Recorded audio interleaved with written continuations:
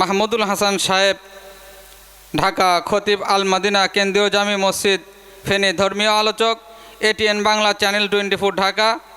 হযরতকে কোরআন এবং হাদিস থেকে মূল্যবান তাফসীর পেশ করার জন্য সবিনয় অনুরোধ জানাচ্ছি। তাআলা ওয়া বারাকাতুহু।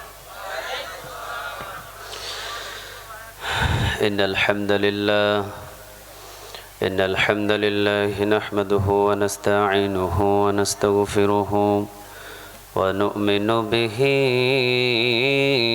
ওয়া নাতাওয়াক্কালু আলাইহি ওয়া না'উযু বিল্লাহি মিন শুরুরি আনফুসিনা ومن سيئات أعمالنا من يهده الله فلا مضل له ومن يضلل فلا هادي له فلن تجد له وليا مرشدا ونشهد أن لا إله إلا الله وحده لا شريك له والذي لا ضد له ولا ند له لا مثل له ولا مثيل له لا وزير له ولا كفيل له لا شبه له ولا شبيه له لا ولد له ولا والد له وهو الوحيد الفرد الصمد لم يلد ولم يولد ولم يكن له كفوا أحد ونشهد أن سيدنا ونبينا وحبيبنا وبشيرنا ونذيرنا وطبيبنا وطبيب أرواحنا وحبيبنا وحبيب ربنا محمدا عبد الله ورسوله أرسله بالحق بشيرا ونذيرا وداعيا إلى الله بإذنه وسراجا منيرا أما بعد فقد قال الله تعالى في كلامه المجيد وفي فرقانه الحميد أعوذ بالله من الشيطان الرجيم بسم الله الرحمن الرحيم إن الله وملائكته يصلون على النبي يا أيها الذين آمنوا صلوا عليه وسلموا تسليما اللهم صل على محمد পড়েন اللهم صل على محمد وعلى آل محمد كما صليت على إبراهيم وعلى آل إبراهيم إنك حميد مجيد اللهم بارك على محمد وعلى آل محمد كما باركت على إبراهيم وعلى آل إبراهيم إنك حميد مجيد لا إله إلا الله لا إله لا إله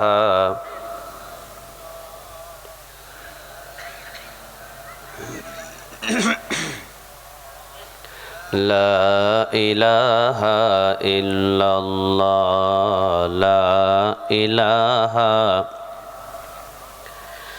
لا إله إلا الله لا إله আল্লাহ নামের জিকির করবে যারা আল্লাহর প্রিয় বান্দা তারা আল্লাহর প্রিয় বান্দা যারা জান্নাতে প্রবেশ করবে তারা জোরে লা ইলাহা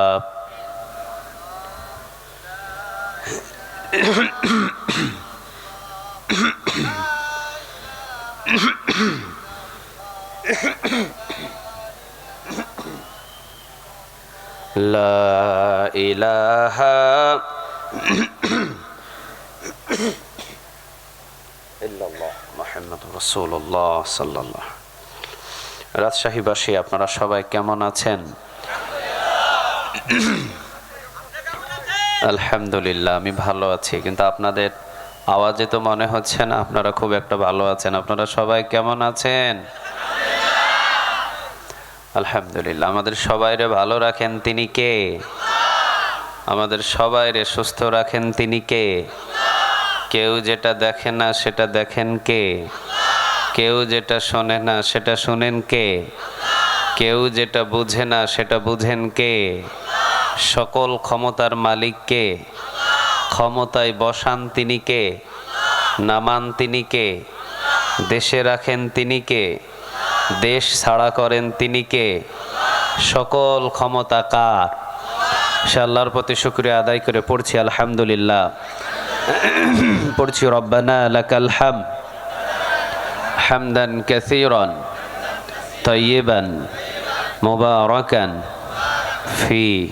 পড়েন আল্লাহু আকবার কবীরা আলহামদুলিল্লাহি কাসীরা সুবহানাল্লাহি বুকরাতান ওয়া আসীলা সুবহানাল্লাহি ওয়া বিহামদিহি আদাদা খালকিহি ওয়া রিদা নাফসিহি ওয়া জিনাতা আরশিহি ওয়া মিদাদা কালিমাতি। পড়েন লাকাল হামদ বিল কোরআন লাকাল হামদ বিল ইসলাম লাকাল হামদ বিআসমাইক হুয়া লাকা বিহি সামাইতুহু লাকাল হামদ ইয়া রব। সবাই একসাথে ইয়া রব। কামা ইয়ামবাগি লিজালালি ওয়াজহিক ওয়া আযীমি সুলতানিক। প্রশংসাগুলো করলাম কার? আমরা সব জায়গায় প্রশংসাগুলো করব কার? খাওয়ার শুরুতে কার? খাওয়ার শেষে কার? যখন ঘুমাতে যাই তখন কার? রাস্তাঘাটে চলার সময় কার? দোকানের মাল চুরি করার সময় কার? আছে নাকি চুর এলাকায়? আল্লাহ চুরি থেকে আমাদের হেফাজত করুক, বলেন আমিন। চুর কখনো মাহফিলে থাকতে পারে? কথা বলেন, চুর কি মাহফিলে থাকতে পারে? যদিও থাকে, আল্লাহ তাদেরকে ইমানদার তৈরি করুক, বলেন আমিন। ইন্নাল্লাহা লা ইয়ানজুরু ইলা সুওয়ারিকুম ওয়া আমালিকুম ওয়ালাকিন ইয়ানজুরু ইলা কুলুবিকুম ওয়া আমালিকুম। আল্লাহ বলেন আমি মুখেরটা নিই না, আমি কলিজারটা নিই। কলিজা যা হয় সেটার খবর জানেন তিনি কে? আল্লাহ। তো আমরা মুখে বলেছি, এটা অন্তরে ছিল না, এজন্য আল্লাহ মাফ করে দিবে। আমিন বলবেন না? মাহফিলে আসতে পেরে আপনারা খুশি? কথা বলেন, মাহফিলে আসতে পেরে কি আপনারা খুশি? এই যে মাহফিলের আয়োজন করেছে যারা, তাদের কষ্ট হয় নাই? কথা বলেন, হয় নাই? ঢাকা থেকে, চট্টগ্রাম থেকে মেহমান নিয়ে আসছে, ওনাদের কষ্ট হয় নাই? কথা কন না কেন? আপনারা কি মাহফিলের সাথে আজীবন থাকতে চান? মৃত্যু পর্যন্ত থাকতে চান? তাহলে আপনারা যদি সহযোগিতা না করেন তাহলে কি ওরা আগামী বছর প্রোগ্রাম করতে পারবে? ঢাকা থেকে মেহমান নিয়ে আসতে পারবে? আবার মাদ্রাসার জন্য এত কিছু এত আয়োজন করতে পারবে না, সম্ভব নয়। এই জন্য আপনাদের সহযোগিতার বিনিময়ে এত সুন্দর প্রোগ্রামটা সাজায়।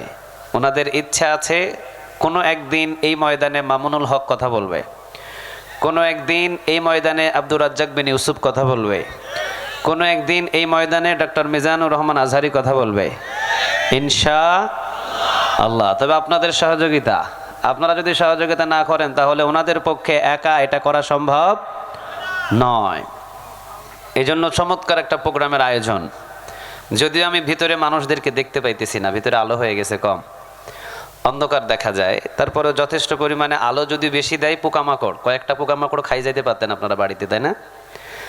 আলো না দেওয়াটাও ভালো, কারণ এখানে বাতি দিয়েছে, এই যে বাতি দেওয়াতে কিন্তু পোকামাকড় কিছুটা আছে। আমি কিছু খাইতেছি, সভাপতি কিছু খাইতেছে, আর আপনারা বাস বাতি না থাকাতে অনেক ভালো হয়েছে আপনাদের ভিতরে।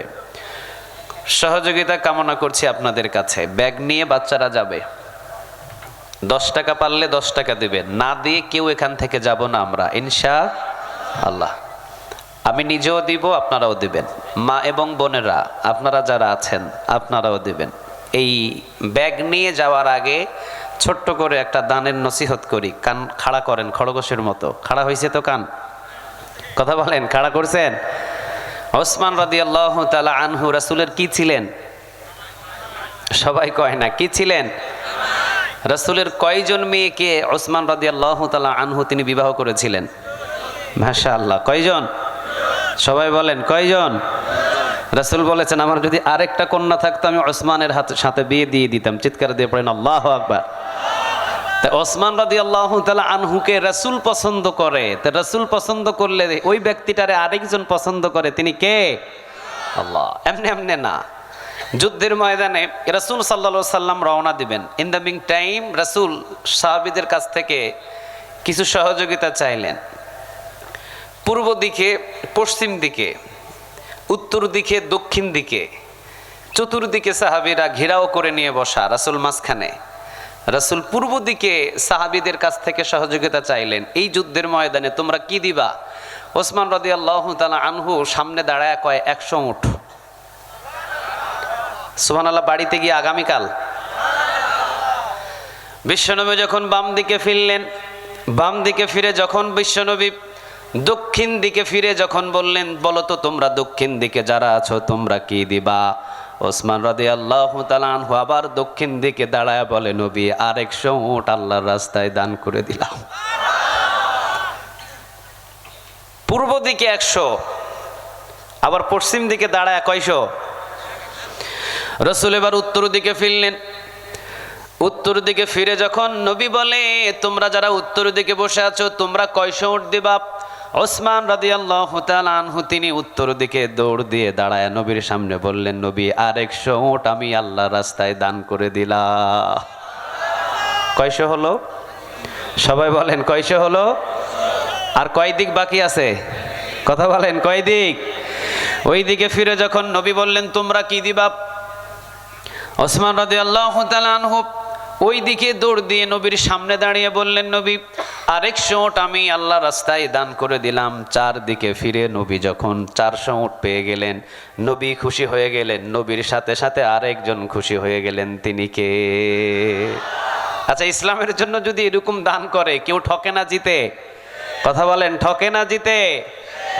ওসমান রাদিয়াল্লাহু তাআলা আনহুর সামনে একজন ভিক্ষুক আসছিলেন। দ্বিতীয় নম্বর ঘটনা, বিশ্বনবীর কাছে ভিক্ষুকটা প্রথমে গেলেন, রাসূলের কাছে গিয়ে বললেন নবী আমি ভিক্ষুক মানুষ, আপনি আমাকে ভিক্ষা দেন। নবী বললেন ইসলামের ভিতরে হালাল 2টা জিনিস, তারপরও ঘৃণা করেন একজন, আওয়াজ দিয়ে বলেন তিনি কে? যদিও হালাল এরপরেও একজন ঘৃণা করেন, হালাল জিনিসটারেও ঘৃণা করেন, তিনি কে? একটা কি বলেন তো দেখি? তালাক। একটা কি?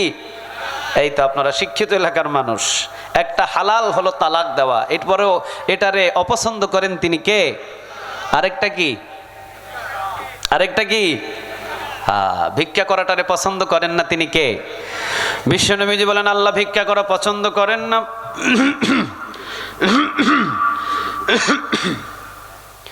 আল্লাহ রাব্বুল আলামিন ভিক্ষা করাটারে পছন্দ করে না, এই জন্য তুমি ভিক্ষা করা বন্ধ করে দাও। তিনি বললেন নবী, যদি ভিক্ষা করা বন্ধ করতে হয় তবে আপনি আমাকে একটা উট হাদিয়া দেন। কি দেন? সবাই বলেন কি দেন?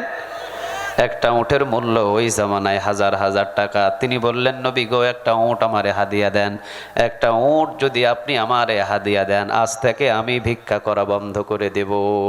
সুবহানাল্লাহ বলেন। আচ্ছা, নবী 3 দিন 4 দিন পর্যন্ত খাবারই তিনি খায় না, ওনার কাছে কি উট আছে? কথা বলেন, ওনার কাছে কি উট আছে? নাই। নবী বললেন আমার কাছে তো দেওয়ার মতো কোনো উট নাই।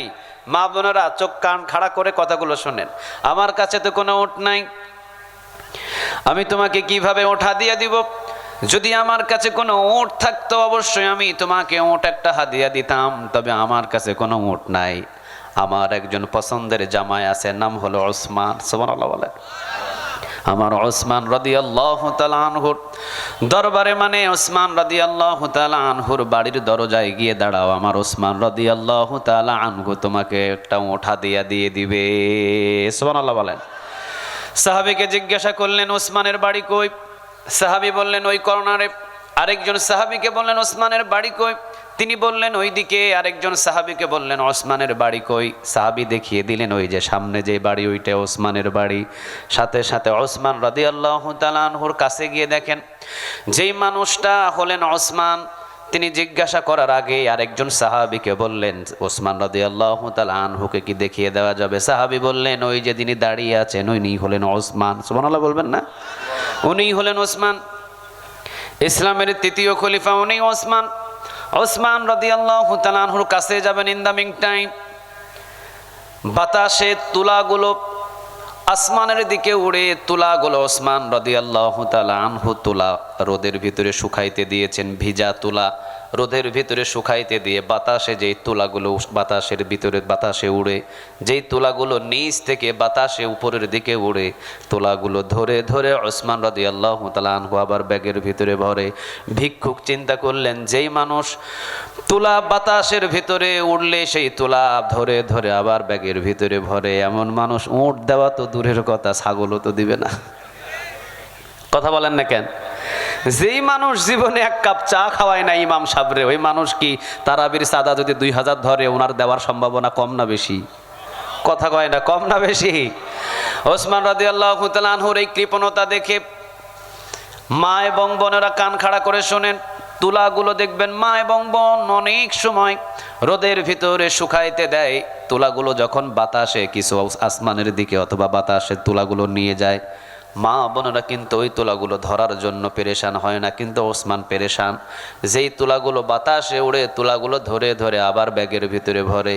ভিক্ষুক চিন্তা করলেন সর্বনাশ, এমন মানুষের কাছে চাওয়া থাকে না চাওয়ায়? কথা বলেন, চাওয়া থেকে? কথা কি বুঝতেছেন?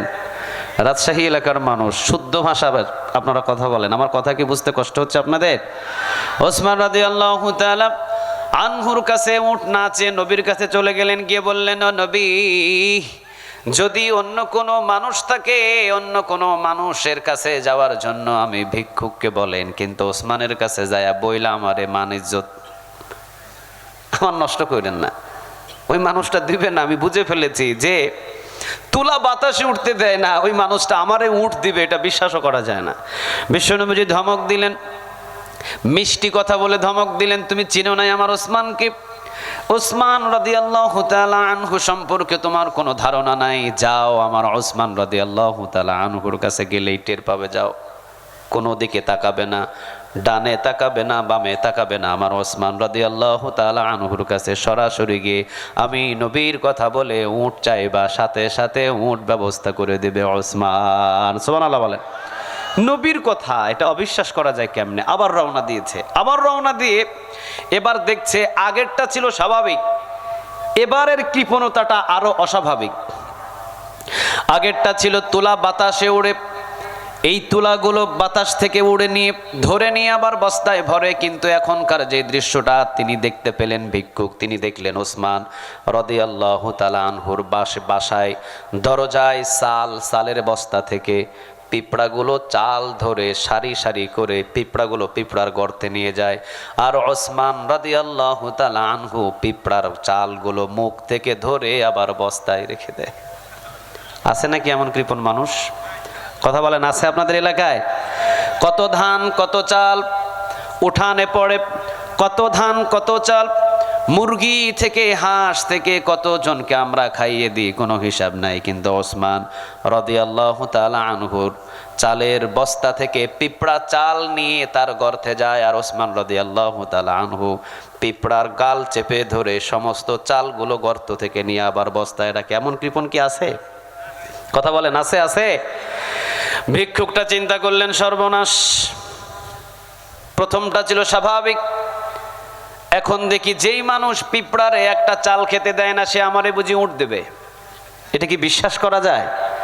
রাসূল কি বলে এটা? আমারে দৌড় দিয়ে রাসূলের দরবারে গিয়া বলে, নবী প্রয়োজনে আমারে দেন, আমি কিছু তারে দিয়ে আসি, অন্তত আপনি আমারে তার কাছে পাঠায়েন না। বিশ্বনবী নিচের দিকে তাকিয়ে আবার ভিক্ষুকের দিকে নজর দিয়ে বললেন মুস্কি হাসি দিয়ে, তুমি আমার ওসমান সম্পর্কে জানা নাই, আমার ওসমানের কাছে যাও, সরাসরি যাইবা, গিয়ে আমার ওসমান রাদিয়াল্লাহু তাআলা আনহুর কাছে উট চাইবা। চাইতে দেরি হবে, কিন্তু উটের ব্যবস্থা উট দিতে দেরি করবেন না আমার ওসমান। সুবহানাল্লাহ বলেন। ভিক্ষুকটা সোজাসুজি দৌড়ে দিয়ে চলে গেলেন। ওসমান রাদিয়াল্লাহু তাআলা আনহুকে পেলেন খেজুর বাগানে। ওসমান রাদিয়াল্লাহু তাআলা আনহুকে সালাম বিনিময় দিলেন। সালাম দেওয়ার পরে ওসমান রাদিয়াল্লাহু তাআলা আনহুকে বললেন, বিশ্বনবী পাঠিয়েছিলেন উট নেওয়ার জন্য, কারণ আমি ভিক্ষা করি। বিশ্বনবী আমাকে নিষেধ করলেন ভিক্ষা বন্ধ করে দাও। আমি বললাম, উট যদি আমাকে হাদিয়া দেন ভিক্ষা বন্ধ করে দিব। বিশ্বনবী বলেন, আমার কাছে উট নাই, ওসমানের কাছে যাও, ওসমান রাদিয়াল্লাহু তাআলা আনহু তোমাকে উট হাদিয়া দিবেন। আমি আসলাম আপনার কাছে, আমি জানি আপনি আমাকে উট দিবেন না, এই জন্য আমি চলে যাচ্ছি। ওসমান রাদিয়াল্লাহু তাআলা আনহু মুস্কি হাসি দিয়ে কাঁধের উপরে কাঁধের উপরে হাতটা দিয়ে ওসমান বললেন, চলো। কোথায়? ওই যে দুই পাহাড়ের মাঝখানে যে মরুভূমি, ওই মরুভূমিতে আমার শতাধিক উট আছে, যেটা পছন্দ ওইটা নিয়ে যাইবা। পিছনের ভাইয়েরা সুবহানাল্লাহ পড়তে কি কষ্ট হচ্ছে আপনাদের? একটা আওয়াজ দিয়ে বলেন দেখি সুবহানাল্লাহ। কোন বান্দা যদি নিজ ইচ্ছায় একবার সুবহানাল্লাহ বলে, তো আল্লাহ আসমান এবং জমিনের খালি জায়গাটা নেক দিয়ে পূরণ করে আল্লাহ তার আমল নামায় জমা করে দেয়। এবার একটু আওয়াজ দিয়ে পড়েন সুবহানাল্লাহ।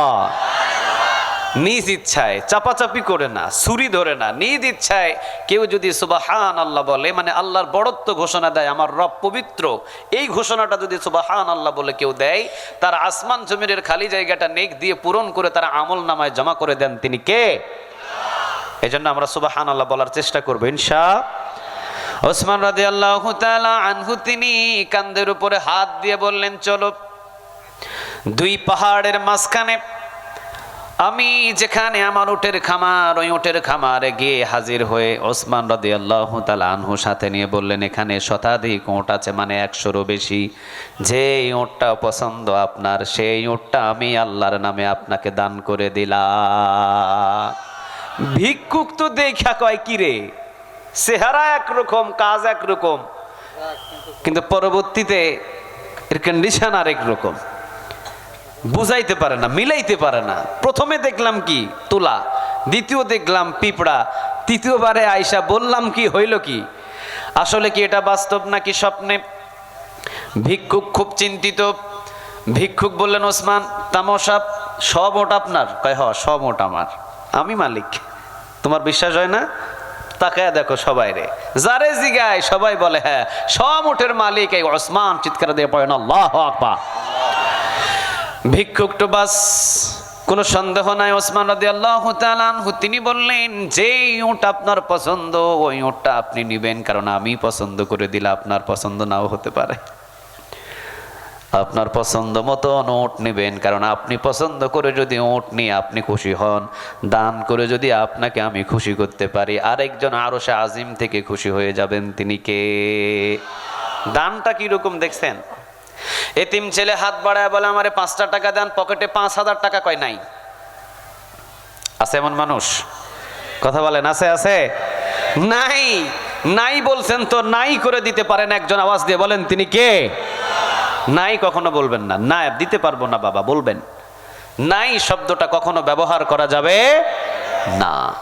একজন ভিক্ষুক বলেছে আমারে 50টা টাকা দেন, দুপুরবেলা কিছু খাই নাই, আমার একটু ভাত খাওয়ার টাকা দেন। কয় না, আমি নিজেই খাইতে পারি না। আর এগুলো কথা বলার দরকার কি? খাওয়াতে পারবো না আজকে মা, আরেকদিন চায়েন। বলা যায় না? কথা বলেন, বলা যায়? বলা যায়? খবরদার।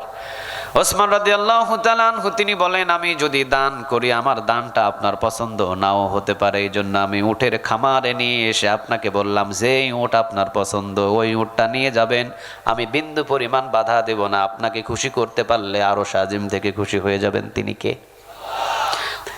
শতাধিক উট চতুর্দিকে ঘোরাঘুরি করে ভিক্ষুক দেখলেন সব উটগুলো ছোট, বোঝা বহন করার মতো এমন কোন বড় উট তিনি পান নাই। ওসমান রাদিয়াল্লাহু তাআলা আনহুকে তিনি বললেন, ওসমান আমার উট একটাও পছন্দ হয় না। হ্যাঁ পছন্দ হয় না? কয় না, একটা উটও আমার পছন্দ হয় না। কও কি তুমি, তোমার উট পছন্দ হয় না? কয় না, সব উট ছোট। দেখছেন এতক্ষণ চাইছিল উট, এখন 100 উট দিছে, কয় একটাও পছন্দ হয় না। ধরতে বলছে হাত, ধরছে কি? আপনারা তো ভালো বুঝেন এটা। ধরতে বলছে হাত, কি ধরছে? কয় আমার একটাও পছন্দ হয় না। ওসমান রাদিয়াল্লাহু তাআলা আনহু তিনি বলেন, নবী যেহেতু পাঠিয়েছেন, উট না দিয়ে আমি আপনাকে বাড়িতে পাঠাতে পারবো না, নিতেই হবে। কিছুক্ষণ সময় দাও, আমার দস্তরখানায় তুমি খাবার খেতে বসো। খাইতে খাইতেই ইয়ামিনী শহর থেকে আমার কিছু পারফিউম, কিছু আতরের ব্যবসা করা 17টা উট। কয়টা? কথা বলে না, কয়টা? 17টা উট ইয়ামিনী শহর থেকে আসতেছে মদিনার উদ্দেশ্যে। 17টা উট বহন করা, অনেক বড় বড় বোঝা বহন করতে পারে এমন বড় বড় উট 17টা। এই 100টা থেকে অনেক বড় বড় সেগুলো। 17টা উট আসতেছে ইয়ামিনী শহর থেকে। 17টা উট যখন ইয়ামিনী শহর থেকে আসবে, ওই 17টা উটের ভিতরে বড় যেটা সেটা পছন্দ করে তুমি লয়ে যাও, কোনো অসুবিধা নাই। কি দস্তরখানায় খাওয়া শুরু করেছে। 17টা উট ইয়ামিনী শহর থেকে এসেছে, মদিনাতে ঢুকেছে। মাল সব নামানোর পরে লাইন আছে। উটের একটা নিয়ম হলো সামনেরটা যেমনে যায় পিছনেরটাও, কথা বলেন না কেন? দেখবেন ভেড়া ভেড়া সামনের ভেড়া যেমনে যাবে পিছনের ভেড়াও ঠিক একই রকম। নাই? কথা বলেন, নাই? নাই? হাঁসের পরিস্থিতিও ঠিক একই রকম। সামনের হাঁস যেই দিকে যাবে পিছনের হাঁস ঠিক একই দিকে যাবে। উটের নিয়মটাও হলো সামনের উট যেই দিকে যাবে পিছনের উটও সেই দিকে যাবে। 17টা উট লাইন ধরে দাঁড়ানো। ওসমান রাদিয়াল্লাহু তাআলা আনহু তিনি ভিক্ষুককে ডাক দিয়ে 1 থেকে 17টা উট পর্যন্ত প্রতিটা উট দেখালেন, বললেন যে এটা আপনার পছন্দ সেইটা আপনি এখান থেকে নিয়ে যান। ওসমান রাদিয়াল্লাহু তাআলা আনহু 17টা উট ব্যবসায়ের কাজে ব্যবহার হয়, দাঁড়িয়ে আছেন। ভিক্ষুক বললেন, ওসমান সামনের উটটা আমার পছন্দ হয়েছে। ওসমান মুস্কি হাসি দিয়ে ফেলেছে। রাগ হওয়ার কথা ছিল কিন্তু কি দিয়েছে? কথা বলেন, কি দিয়েছে? ওসমান রাদিয়াল্লাহু তাআলা আনহু খুশি হয়ে গেলেন। ওসমান রাদিয়াল্লাহু তাআলা আনহু তিনি বললেন, আপনি যখন আমার উট খুশি হিসাবে, আপনি যখন আমার উট পছন্দ করেছেন, আমি অনেক খুশি হয়েছি যে আপনাকে আমি একটা উট দিতে পেরেছি। যাও, সামনের উট পছন্দ হয়েছে না, এটা নিয়ে যাও, এটা নিয়ে যাও বলে ওসমান নিজের ঘরের ভিতরে ঢুকেছে। কর্মচারীরা মালামাল নামাইছে যেগুলো, এগুলো নিয়ে ব্যস্ত। সামনের উটের রশি ধরে যখন টান দিছে, পিছনে আছে কয়টা? কথা কয় না, কয়টা? সামনেরটা যখন ধরে টান দিয়েছেন, পিছনের 16টা উট সামনের দিকে, সামনেরটা যেই দিকে যায় পিছনের 16টা উট সেই দিকে রওনা দিয়েছেন। কর্মচারী বললেন, ওসমান দিয়েছেন একটা, পিছন থেকে রওনা দিয়েছে 16টা। ওসমান ভিতর থেকে বলছেন, তাকে বলো সে যদি 17টা উট নিতে চায়, আমি ওসমান 17টা উট তাকে দান করে দিলাম। কারে বলে দান? সুবহানাল্লাহ বলবেন না?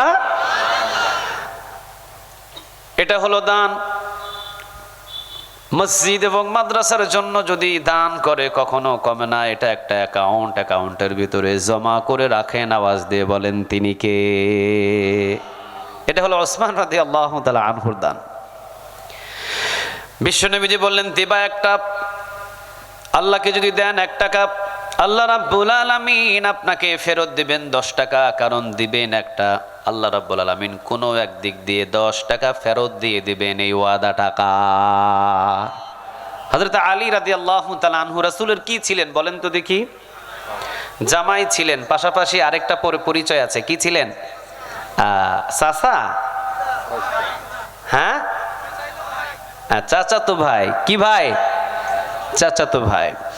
হযরত আলী রাদিয়াল্লাহু তাআলা আনহু যিনি বিবাহ করেছিলেন রাসূলের কাকে? কাকে? নাম কি? ফাতিমা রাদিয়াল্লাহু তাআলা আনহা বিবাহ করলেন।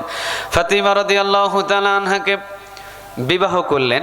গরিব ছিলেন আলী রাদিয়াল্লাহু তাআলা আনহু। ঘরের ভিতরে একটা তরবারি ছিল, একটা পানির মশক ছিল এবং ছিঁড়া ফাটা কোন রকম একটা খাট ছিল।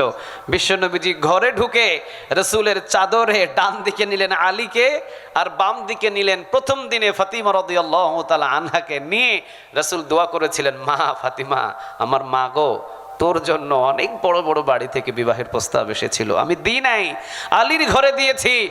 ঘরের ভিতরে দামি দামি ফার্নিচার নাই, এসি নাই, টিভি নাই, বড় ধরনের কোনো খাবারের আয়োজন নাই, কিন্তু এই ঘর থেকে তুই সোজা জান্নাতে চলে যেতে পারবি। সুবহানাল্লাহ। বাড়িতে গিয়া বললেন, অভাব ছিলেন, অনটন ছিলেন, 3 দিন 4 দিন 5 দিন ঘরে কোনো চুলায় আগুন ধরাতে পারে নাই। প্রথমে বিবাহ করে নতুন বউ আলী রাদিয়াল্লাহু তাআলা আনহু লজ্জায় ঘরে ঢোকে না। সন্ধ্যার দিকে ঘরের ভিতরে এসেছেন, কোনো কাজ পাই নাই, কোনো কাম পাই নাই। ফাতিমা রাদিয়াল্লাহু তাআলা আনহা চেহারার দিকে তাকিয়ে দেখেন চেহারার ভিতরে অনেকটা মলিন, চেহারার ভিতরে অনেকটা চিন্তিত। দরজাটা লাগিয়ে দিয়েছেন। আলী রাদিয়াল্লাহু তাআলা আনহু এসে দরজায় টোকা দিয়েছেন, ফাতিমা, আমারে দেখা তুমি দরজা লাগাইলা কেন? আমি ঘরে ঢুকবো না? ফাতিমা রাদিয়াল্লাহু তাআলা আনহা তিনি বলেন, আপনি মুখটাকে মলিন করে নিয়ে এসেছেন কেন? যতক্ষণ পর্যন্ত হাসি না দিবেন ততক্ষণ পর্যন্ত আমি ফাতিমায় দরজা খুলবো না। চিৎকার দিয়ে পড়েন আল্লাহু আকবার। আগে হাসি দিতে হবে, আগে মুখের ভিতরে হাসি দিতে হবে। আলী রাদিয়াল্লাহু তাআলা আনহু তিনি বলছেন, 4 দিন 5 দিন তোমার বিবাহ করছি, একবেলা ঠিকমতো খাবারে দিতে পারলাম না, অনেক খোঁজাখুঁজি করেছি, কাজ পাই নাই, অভাব অনটন চলছে এই মদিনায়, এই মক্কায় অভাব অনটন, আমি কাজ পাই নাই, এই জন্য মনটা মলিন করে ঢুকেছি। ফাতিমা রাদিয়াল্লাহু তাআলা আনহা তিনি বলেন, খাবার 1 দিন নয় 2 দিন নয়, বছরের পর বছরও যদি খাবার না হয়, এরপর আপনি মলিন মুখ নিয়ে আমার ঘরে ঢুকতে পারবেন না। সুবহানাল্লাহ বলেন। 10 রকমের আইটেম আমার মা আমার বোন স্বামীকে দিয়েছেন, 9 রকমের আনছে, 1 রকম আনতে পারে নাই। মারামারি আছে না নাই? মনে হিসাহিসি আছে না নাই? কথা বলেন, আছে আছে? আহা, এই জন্য 4 দিন 5 দিন বিবাহ করার পরে খাবার ব্যবস্থা করতে পারেন নাই। স্বামী শুধু মুখটাকে মলিন করে ঘরের ভিতরে ঢুকতে এসেছেন, দরজা বন্ধ করে দিয়ে সতর্ক করে দিয়েছেন, কোনোদিন আর মলিন করে আমার ঘরে ঢুকতে পারবেন না। খাবার থাক আর না থাক, হাসি দিয়ে আনন্দে দিয়ে আমার ঘর পরিপূর্ণ থাকতে হবে। সুবহানাল্লাহ বলেন। অসুস্থ হলেন ফাতিমা রাদিয়াল্লাহু তাআলা আনহা, তিনি হলেন অসুস্থ, জ্বর হলেন। নিজের স্বামীর কাছে মানে আলী রাদিয়াল্লাহু তাআলা আনহুর কাছে একটা খাবার খেতে চাইলেন, সেটা হলো আনার ফল। কি ফল? কথা বলেন তো দেখি, কি ফল? আনার ফলের আরেকটা নাম আছে, কি? ডালিম না? সেম, কাছাকাছি। একটা ডালিম ফল, সহজ করে বুঝেন, ডালিম ফল। জ্বর হলেন আলী রাদিয়াল্লাহু তাআলা আনহুকে, তিনি বললেন, একটা ডালিম যদি ফল আমাকে কিনে এনে খাওয়ানো যায়, আমি ফাতিমা রাদিয়াল্লাহু তাআলা আনহা ওইটা আপনার কাছে খেতে চাই, পারবেন আনতে? আলী রাদিয়াল্লাহু তাআলা আনহু বলে, আরে পারবো না মানে কি কও তুমি, এনে দিতেছি। নিজের চাদর ছিল, চাদরটা বিক্রি করে নিচে বাজার থেকে একটা শুধু ডালিম ফল কিনেছে। কয়টা? কথা বলেন, কয়টা? একটা ডালিম ফল কিনে পকেটের ভিতরে নিয়ে রওনা দিয়েছেন বাড়ির দিকে। ইন দ্য মিন টাইম কেউ দেখে নাই, কিন্তু একজন রাস্তায় ভিক্ষুক বসে আলী রাদিয়াল্লাহু তাআলা আনহুকে ডাক দিয়ে কয়, আলী, পকেটে যে ডালিমটা আছে আমারে অর্ধেক হাদিয়া দাও। সুবহানাল্লাহ বলবেন না? আলী রাদিয়াল্লাহু তাআলা আনহু তিনি চিন্তা করলেন, কি রে, কাউরে দেখাইলাম না, কেউ দেখে নাই, কেউ বুঝেও নাই, পকেটের ভিতরে নিয়ে আমি বাড়ির দিকে রওনা দিলাম, ও কেমনে টের পাইল? অর্ধেক বাহির করলেন, ডালিম বাহির করে অর্ধেক দিলেন। অর্ধেক দেওয়ার সাথে সাথে ডালিম ফল খাওয়ার পরে ভিক্ষুক বললেন, ওসমান, ভিক্ষুক বললেন আলী রাদিয়াল্লাহু তাআলা আনহুকে, আলী, যদি ডালিম ফলটা পুরোটাই দিতেন আমি খুশি হয়ে একজনের কাছে আপনার জন্য দোয়া করতাম, তিনি কে? আহা, মনটা ছিল বড় নরম। মেহমানদারি করতে আলী রাদিয়াল্লাহু তাআলা আনহু বড় পছন্দ করতেন। যা বেটা ধর খায়ালো, পুরা ডালিমটা দিয়ে বাড়িতে চলে গেছে। বলেছে যে ফাতিমা, ডালিম কিনছিলাম, ভিক্ষুকটা এমন ভিক্ষুক পকেটে যা থাকে সেইটাও টের পায়। আমার পকেটে ডালিম কেউ দেখে নাই, ভিক্ষুক টের পাইছে। এর যেমন তেমন ভিক্ষুক আমি মনে করি নাই।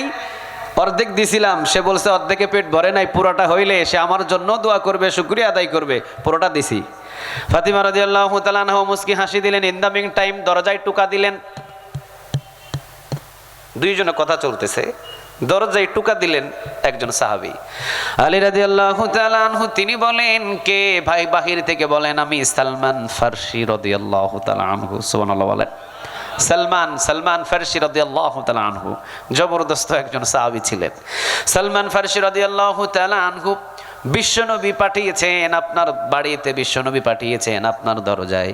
আলী রাদিয়াল্লাহু তাআলা আনহু তিনি দরজাটা এমনি খুলে দিয়ে দেখে সালমান ফারসি রাদিয়াল্লাহু তাআলা আনহুর মাথার উপরে ডালিম ফলের একটা ঝুড়ি। হয় নাই বাড়িতে গিয়া আওয়াজ দিয়ে বলা যায় না সুবহানাল্লাহ? কিসের ঝুড়ি? কথা বলেন, কিসের ঝুড়ি? ডালিমের ঝুড়ি মাথায়। হযরত আলী রাদিয়াল্লাহু তাআলা আনহু তো অবাক, কিরে ডালিমের ঝুড়ি সালমান ফারসি রাদিয়াল্লাহু তাআলা আনহুর মাথার উপরে। ডালিমের ঝুড়ি নামালেন। হযরত আলী রাদিয়াল্লাহু তাআলা আনহু তিনি বললেন, কার?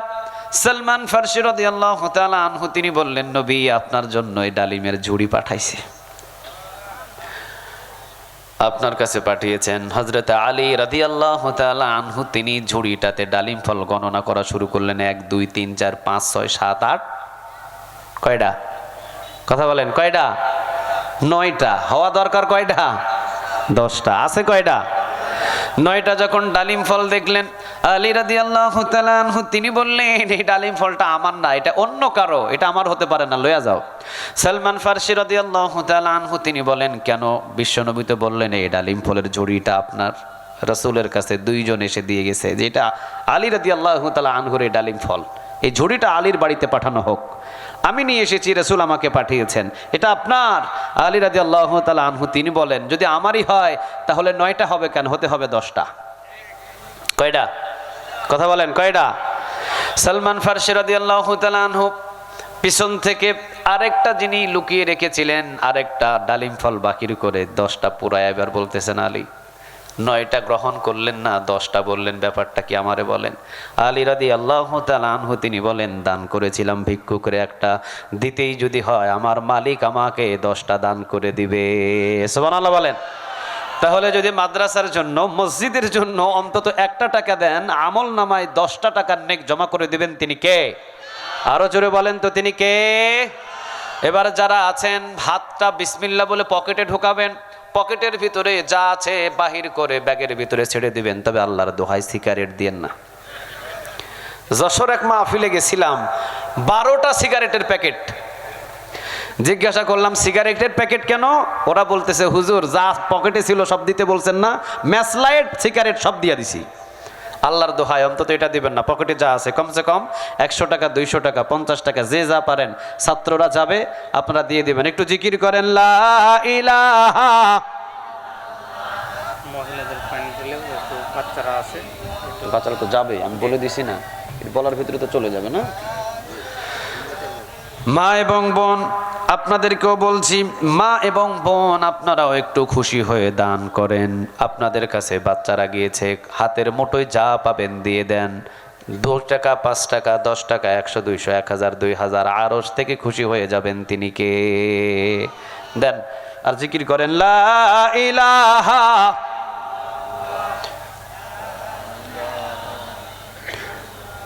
সুবহানাল্লাহ আলহামদুলিল্লাহ লা ইলাহা।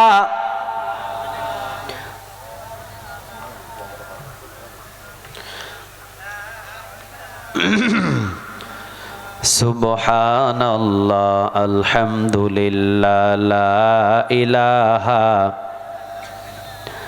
লা ইলাহা ইল্লাল্লাহ লা ইলাহা লা ইলাহা ইল্লাল্লাহ লা ইলাহা লা ইলাহা ইল্লাল্লাহ লা ইলাহা লা ইলাহা ইল্লাল্লাহু মুহাম্মাদুর রাসূলুল্লাহ সাল্লাল্লাহু। চলেন আমরা কোরআন থেকে আলোচনা শুরু করি। আপনাদের কষ্ট হয়েছে তাই না? কষ্ট পাইছেন? কারা কারা কষ্ট পাইছেন হাত তুলেন দেখি। মাশাআল্লাহ, কষ্ট পান নাই তো? একটা কিতাব থেকে, একটা গ্রন্থ থেকে আমরা আলোচনা শুরু করব। কিতাবটার নাম কি বলেন? আর একটু আওয়াজ দিয়ে বলেন। কোরআনের মাহফিলে বসলে মূলত লাভ হয় পাঁচটা। জোরে বলেন কয়টা? নাম্বার 1, যারা কোরআনের ময়দানে বসে তাদের পিছনের গুনাহগুলোরে মাফ করে দেন তিনি কে? নাম্বার 2, যারা কোরআনের ময়দানে বসেন 60 বছর নফল ইবাদতের নেক তারা আমলনামায় জমা করে দেন তিনি কে? নাম্বার 3, যারা কোরআনের ময়দানে যেই রাতে বসেন ওই রাতে 500 রাকাত কবুল হওয়া নফল নামাজের নেক তারা আমলনামায় জমা করে দেন তিনি কে? নাম্বার 4, কোরআনের ময়দানে বসলে ঈমানটাকে বাড়ায়া দেন তিনি কে? আর নাম্বার 5 হলো যারা কোরআনের ময়দানে বসেন কিয়ামতের দিন এই ময়দানটা সুপারিশ করে আল্লাহর জান্নাতের পথ সহজ করে দেয়। সুবহানাল্লাহ বলেন। শেষ পর্যন্ত বসে থাকার চেষ্টা করবেন তো ইনশাআল্লাহ? আর একটু জোরে বলেন ইনশাআল্লাহ। এই কোরআনের ভিতরে সূরা আছে কয়টা? আর একটু জোরে বলেন তো দেখি, সূরা আছে কয়টা? সূরা হামিম সেজদার 30 নম্বর আয়াত থেকে আজকে আমরা কথা শুনবো ইনশাআল্লাহ। সূরাটার নাম কি? হামিম সেজদা। আয়াত নম্বর কত? কথা বলেন, আয়াত নম্বর কত? 30। ইন্নামাল মুমিনুনা আল্লাযীনা ইযা যুকিরাল্লাহু ওয়াজিলাত কুলুবুহুম ওয়া ইযা তুলিয়াত আলাইহিম আয়াতুহু যাদাতুহুম ঈমানা ওয়া আলা রাব্বিহিম ইয়াতাওয়াক্কালুন। বলেন কথাটা কার? কোরআন থেকে যদি আলোচনা শুনেন, কোরআন থেকে যদি তাফসীর শুনেন, ঈমানটাকে বাড়ায়া দিবেন তিনি কে? বাড়তে বাড়তে এমন পর্যায়ে ঈমান বেড়ে যাবে ওয়া আলা রাব্বিহিম ইয়াতাওয়াক্কালুন, তারা পৃথিবীর কারো পরোয়া করে না, পরোয়া করে কার? আমরা ভরসা করি কার? আর একটু জোরে বলেন কার? যেহেতু আল্লাহ সুবহানাহু ওয়া তাআলার ভরসা করি তাহলে চলেন আমরা কোরআন থেকে আলোচনা করি। তাহলে কোরআনের ভিতরে সূরা আছে কয়টা? আর একটু জোরে বলেন তো দেখি কয়টা? এই কোরআন এমন একটা কিতাব, ইন্নাহু লাকুরআনুন কারীম ফি কিতাবিম মাকনুন লা ইয়ামাসসুহু ইল্লাল মুতাহহারুন। কোরআনের সাথে যদি কারো সম্পর্ক হয় তার সম্মান আর মর্যাদা বাড়িয়ে দেন তিনি কে? আরো জোরে বলেন তিনি কে? কোরআনের সাথে যদি সম্পর্ক হয় সম্মান বাড়ে না কমে? আরো জোরে বলেন বাড়ে না কমে? কোরআনের জন্য যদি হামলা খায়, মামলা খায়, জমিনের উপরে সম্মান মর্যাদা বাড়ায় দেন তিনি কে? আর যারা কোরআনের মাহফিলে আঙ্গুল দিয়ে কথা বলে, যারা কোরআনের মাহফিল বন্ধ করে দেয়, যারা কোরআনের মাহফিল থেকে মুখটাকে ফিরিয়ে নেয়, ঘর থাকে, বাড়ি থাকে, টাকা থাকে, পয়সা থাকে, সব থাকে, এলাকায় বসবাস করার তাদের সুযোগ থাকে না। চিৎকার দিয়ে বলেন ঠিক না বেঠিক? এক মাঘে শীত, কথা বলেন, এক মাঘে শীত যায়। এই মাহফিলে আমি আরেকবার আসছিলাম, এই মাহফিলে আমি আরেকবার আসছিলাম, কোরআনের কথা বলায় আমাকে বাধা দেওয়া হয়েছিল। আহা, কোথায় তিনি? কোথায় আওয়ামী লীগ? কোথায় কাদের কাকা? কোথায় গেল ওই জালেমের গরম গরম কথা?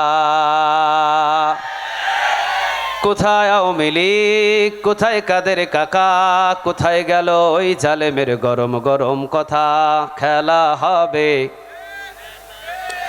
খেলা হবে, খেলা হবে, খেলা হবে, খেলা হবে, বইলা কাকা গেল পালায়া। আসতে বলেন ঠিক? স্বৈরাচার পালাইছে দেশটা ছাড়িয়া, স্বৈরাচার পালাইছে দেশটা ছাড়িয়া। ঠিক না বা ঠিক? এই জন্য কোরআনের সাথে যাদের সম্পর্ক হয় তাদের সম্মান মর্যাদা বাড়িয়ে দেন তিনি কে? আর যদি কোরআনের সাথে কেউ বেয়াদবি করে, ইসলামের সাথে যদি কেউ বেয়াদবি করে, আলেম ওলামাদের সাথে যদি কেউ বেয়াদবি করে, আসমান এবং জমিন থেকে আযাব পাঠায় তিনি কে? এই জমিনের ভিতরে এযাবৎ যারা ইসলামের শত্রু হয়েছে, ধরে নাই, কিন্তু যেদিন ধরেছে সেদিন তাদেরকে ছাড় দেয় নাই। চিৎকার দিয়ে বলেন ঠিক না ব্যাটিং? ফেরাউন শক্তিশালী কম ছিল না বড় ছিল না ছোট ছিল?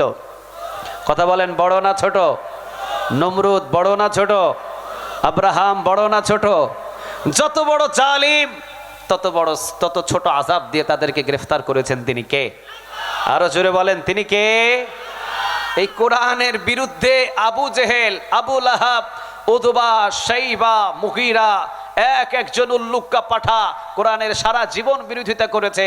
আবু জেহেলের মতো উল্লুক্কা পাঠার জন্য 2টা ছোট বাচ্চাদের বিনিময়ে তাদেরকে শেষ করে দিয়েছেন তিনি কে? ফেরাউনের মতো বড় ডাকাত। এই ফেরাউন আপনাদের এলাকায় পানিতে ডুবে মারা যায়, ছোট মানুষ না বড় মানুষ? বড় মানুষ। পানিতে ডুবে মারা যায়, বড় মানুষ না ছোট মানুষ? ফেরাউন ছোট না বড়? হে বেড়ারে পানিতে ডুবে মারলো কে? কত বড় শক্তিশালী! আল্লাহ ছোট বাচ্চার মতো পানিতে চুবায়া তাকে দুনিয়া থেকে শেষ করেছেন। চিৎকার দিয়ে বলেন ঠিক না ব্যাটিক? আরেকজন ছিলেন নমরুদ। এরে কি দিয়া? কথা বলেন, কি দিয়া? 50,000 60,000 সৈন্যবাহিনী নিয়ে যে নমরুদ বাহির হয়েছে, ওই নমরুদকে সাধারণ একটা নোংরা মশা দিয়ে থামাইয়া দিয়েছেন তিনি কে? আব্রাহাম এসেছিলেন আল্লাহর কাবা ঘর ভাঙার জন্য। আব্রাহামকে ধ্বংস করার জন্য ছোট ছোট পাখি পাঠাইয়া দিয়েছিলেন তিনি কে? এই হস্তি বাহিনী আব্রাহামকে ধ্বংস করার জন্য কি ছোট আযাব না বড় আযাব? ছোট ছোট ছোট ছোট পাখি পাঠাইছিলেন তিনি কে?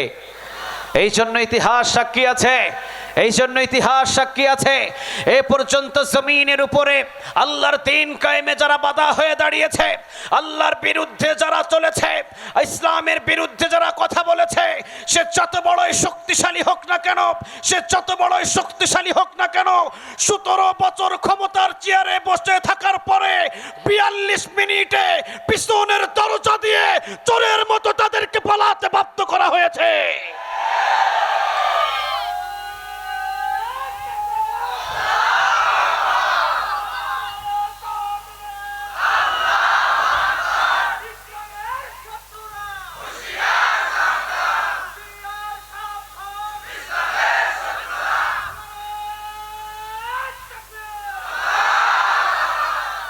আল্লাহ তুমি কবুল করো। আরো একটু জোরে বলেন আমিন। তাহলে যারা ইসলামে কোরআনের কাজে বাধা হয়ে দাঁড়াবে, আজ নয় কাল, কাল নয় পরশু, তাদেরকে গ্রেফতার করবেন তিনি কে? আরো জোরে আওয়াজ দিয়ে বলেন তিনি কে? কত অহংকার! 5 কারণে আল্লাহ সুবহানাহু ওয়া তাআলা তাদেরকে ধ্বংস দেয়। কারণ কয়টা? আর একটু জোরে বলতে হবে, কারণ কয়টা? 5টা। 5 কারণে আল্লাহ রাব্বুল আলামিনের পক্ষ থেকে আযাব আসে। 1 নাম্বার, ক্ষমতার চেয়ারে বসার সাথে সাথে তারা মানুষের উপরে জুলুমি করা শুরু করে দেয়। 50 বছর যারা কোরআনের দাওয়াতি কাজ করেছে, 1000-এরও বেশি যার হাতে কালেমা পড়ে মুসলমান হয়েছে, 13টা বছর পর্যন্ত যারা জেলখানার ভিতরে তাকে বন্দী রেখেছেন, ইনজেকশন পুশ করার মাধ্যমে যারা তাদেরকে দুনিয়া থেকে বিদায় করেছেন, এর চাইতে বড় জুলুমি পৃথিবীতে আর কিছু হতে পারে না। ঠিক না ঠিক?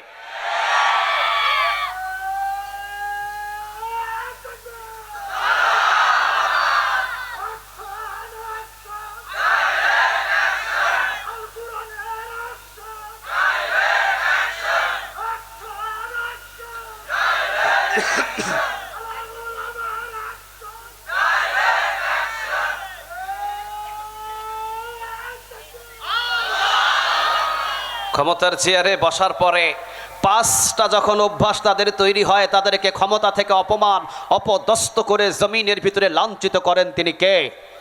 এই দায়িত্বটা আমার নয়, এই দায়িত্বটা কার? আরো জোরে বলেন কার?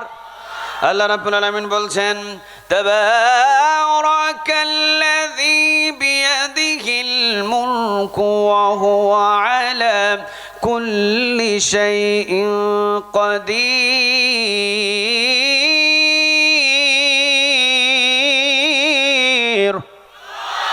কার কথা বলেন তো দেখি? একটু আওয়াজ দিয়ে বলেন তো দেখি কার? বরকতময় আল্লাহ যার হাতে রাজত্ব, রাজত্বের মালিক আপনিও নয়, রাজত্বের মালিক আমিও নয়, আল্লাহ রাব্বুল আলামিন প্রথম নম্বরে বললেন রাজত্বের মালিক পৃথিবীর কেউ নয়, রাজত্ব একজনের হাতে। আওয়াজ দিয়ে বলেন তিনি কে? দ্বিতীয় নম্বরে বলেন ওয়া হুয়া আলা কুল্লি শাইইন কাদির, তিনি সর্ব বিষয়ের উপরে সর্বশক্তিমান। আমার রাজত্বের ভিতরে যদি কারো 5টা রূপ চাপিত হয়, 5টা রূপ যদি কেউ ধারণ করে, জমিনের ভিতরে তাকে লাঞ্ছিত করেন একজন। আওয়াজ দিয়ে বলেন তিনি কে? নাম্বার 1, ক্ষমতার চেয়ারে বসার পরে জুলুমি বাড়িয়ে দেয়। এমন জুলুমি বাংলার জমিনে হয়েছে, মুফাসসিরিনে কেরাম বলছেন 5টা ফেরাউনকে যদি একত্রিত করা হয় তাহলে 17 বছরের এই স্বৈরাচার সমতুল্য হতে পারবে না। 5 জন ফেরাউনকে একত্রিত করলে 5 জন ফেরাউন যা করে নাই, এই একটা স্বৈরাচার 17 বছরে তার চাইতে বেশি অত্যাচার করেছে। চিৎকার দিয়ে বলেন ঠিক না বে ঠিক? তাহলে প্রথম নম্বরে ক্ষমতায় চেয়ারে বসার পরে তারা কি করে? জুলুম করে। আওয়াজ দিয়ে বলেন কি করে? জুলুম করে। দ্বিতীয় নম্বরে যখন তারা ক্ষমতার চেয়ারে বসে তখন তারা চুরি চামারি বাড়িয়ে দেয়। বাংলাদেশের টাকা ছেলেকে বিদেশে পাঠিয়ে ছেলের টিউশনি, ছেলে প্রাইভেট পড়ানোর নাম করে হাজার হাজার লক্ষ লক্ষ কোটি কোটি টাকা আমার বাংলাদেশ থেকে পাচার হয়েছে। চিৎকার দিয়ে বলেন ঠিক না ব্যাঠিক? আহা, চিন্তা করে দেখেন, বিদেশের জমিনে ছেলে চুরি করে, ডাকাতি করে, ইয়াবা খায়, ক্লাবে ক্লাবে ঘুরে, আর ওই ছেলে নাকি লেখাপড়া করে, লেখাপড়ার নাম দিয়ে হাজার হাজার কোটি কোটি টাকা আত্মসাৎ হয়েছে। এমন ইতিহাস বাংলার জমিনে আছে না নাই? আরো জোরে বলতে হবে, আছে না নাই? 50 লক্ষ টাকা একটা ব্রিজের জন্য বাজেট হয়েছে। 50 লক্ষ টাকা একটা ব্রিজের জন্য বাজেট হয়েছে। 30 লক্ষ টাকার কাজ হয়েছে। 20 লক্ষ টাকা নেতার পেটের ভিতরে ঢুকেছে। চুরি হয় নাই? কথা বলেন, চুরি হয় নাই? 3 নম্বরে যখন তাদের অহংকার বেড়ে যায়, অহংকার বাড়তে বাড়তে এমন পর্যায়ে অহংকার বেড়ে গিয়েছিল, তারা তো বলেই দিয়েছিল 2041 সাল। কথা বলতে হবে, 2000 কত সাল? 2041 সাল। 2041 সালে তাদেরকে কেউ নামাতে পারবে না। অথচ আল্লাহ বলেছেন কুলিল্লাহুম্মা মালিকাল মুলক তুতিল মুলকা মান তাশা ওয়া তানজিউল মুলকা মিম্মান তাশা ওয়া তুইজ্জু মান তাশা ওয়া তুযিল্লু মান তাশা বিয়াদিকাল খায়র ইন্নাকা আলা কুল্লি শাইইন কাদির। বলেন এই কথাটা কার? আল্লাহ রাব্বুল আলামিন বললেন ইজ্জত আমি দিই, ইজ্জত আমি ছিনিয়ে নিই, আবার ক্ষমতার চেয়ারে আমি বসাই, আবার ক্ষমতার চেয়ার থেকে নামায়া দেন একজন। তিনি কে? 2041 সাল।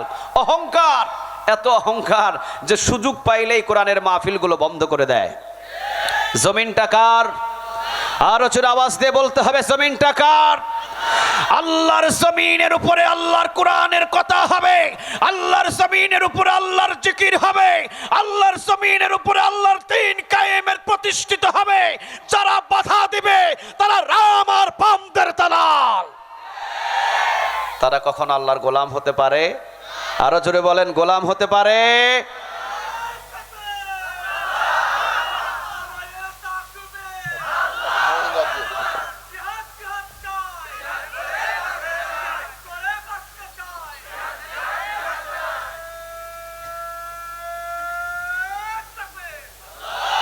তিন নম্বরে তাদের কি হয়?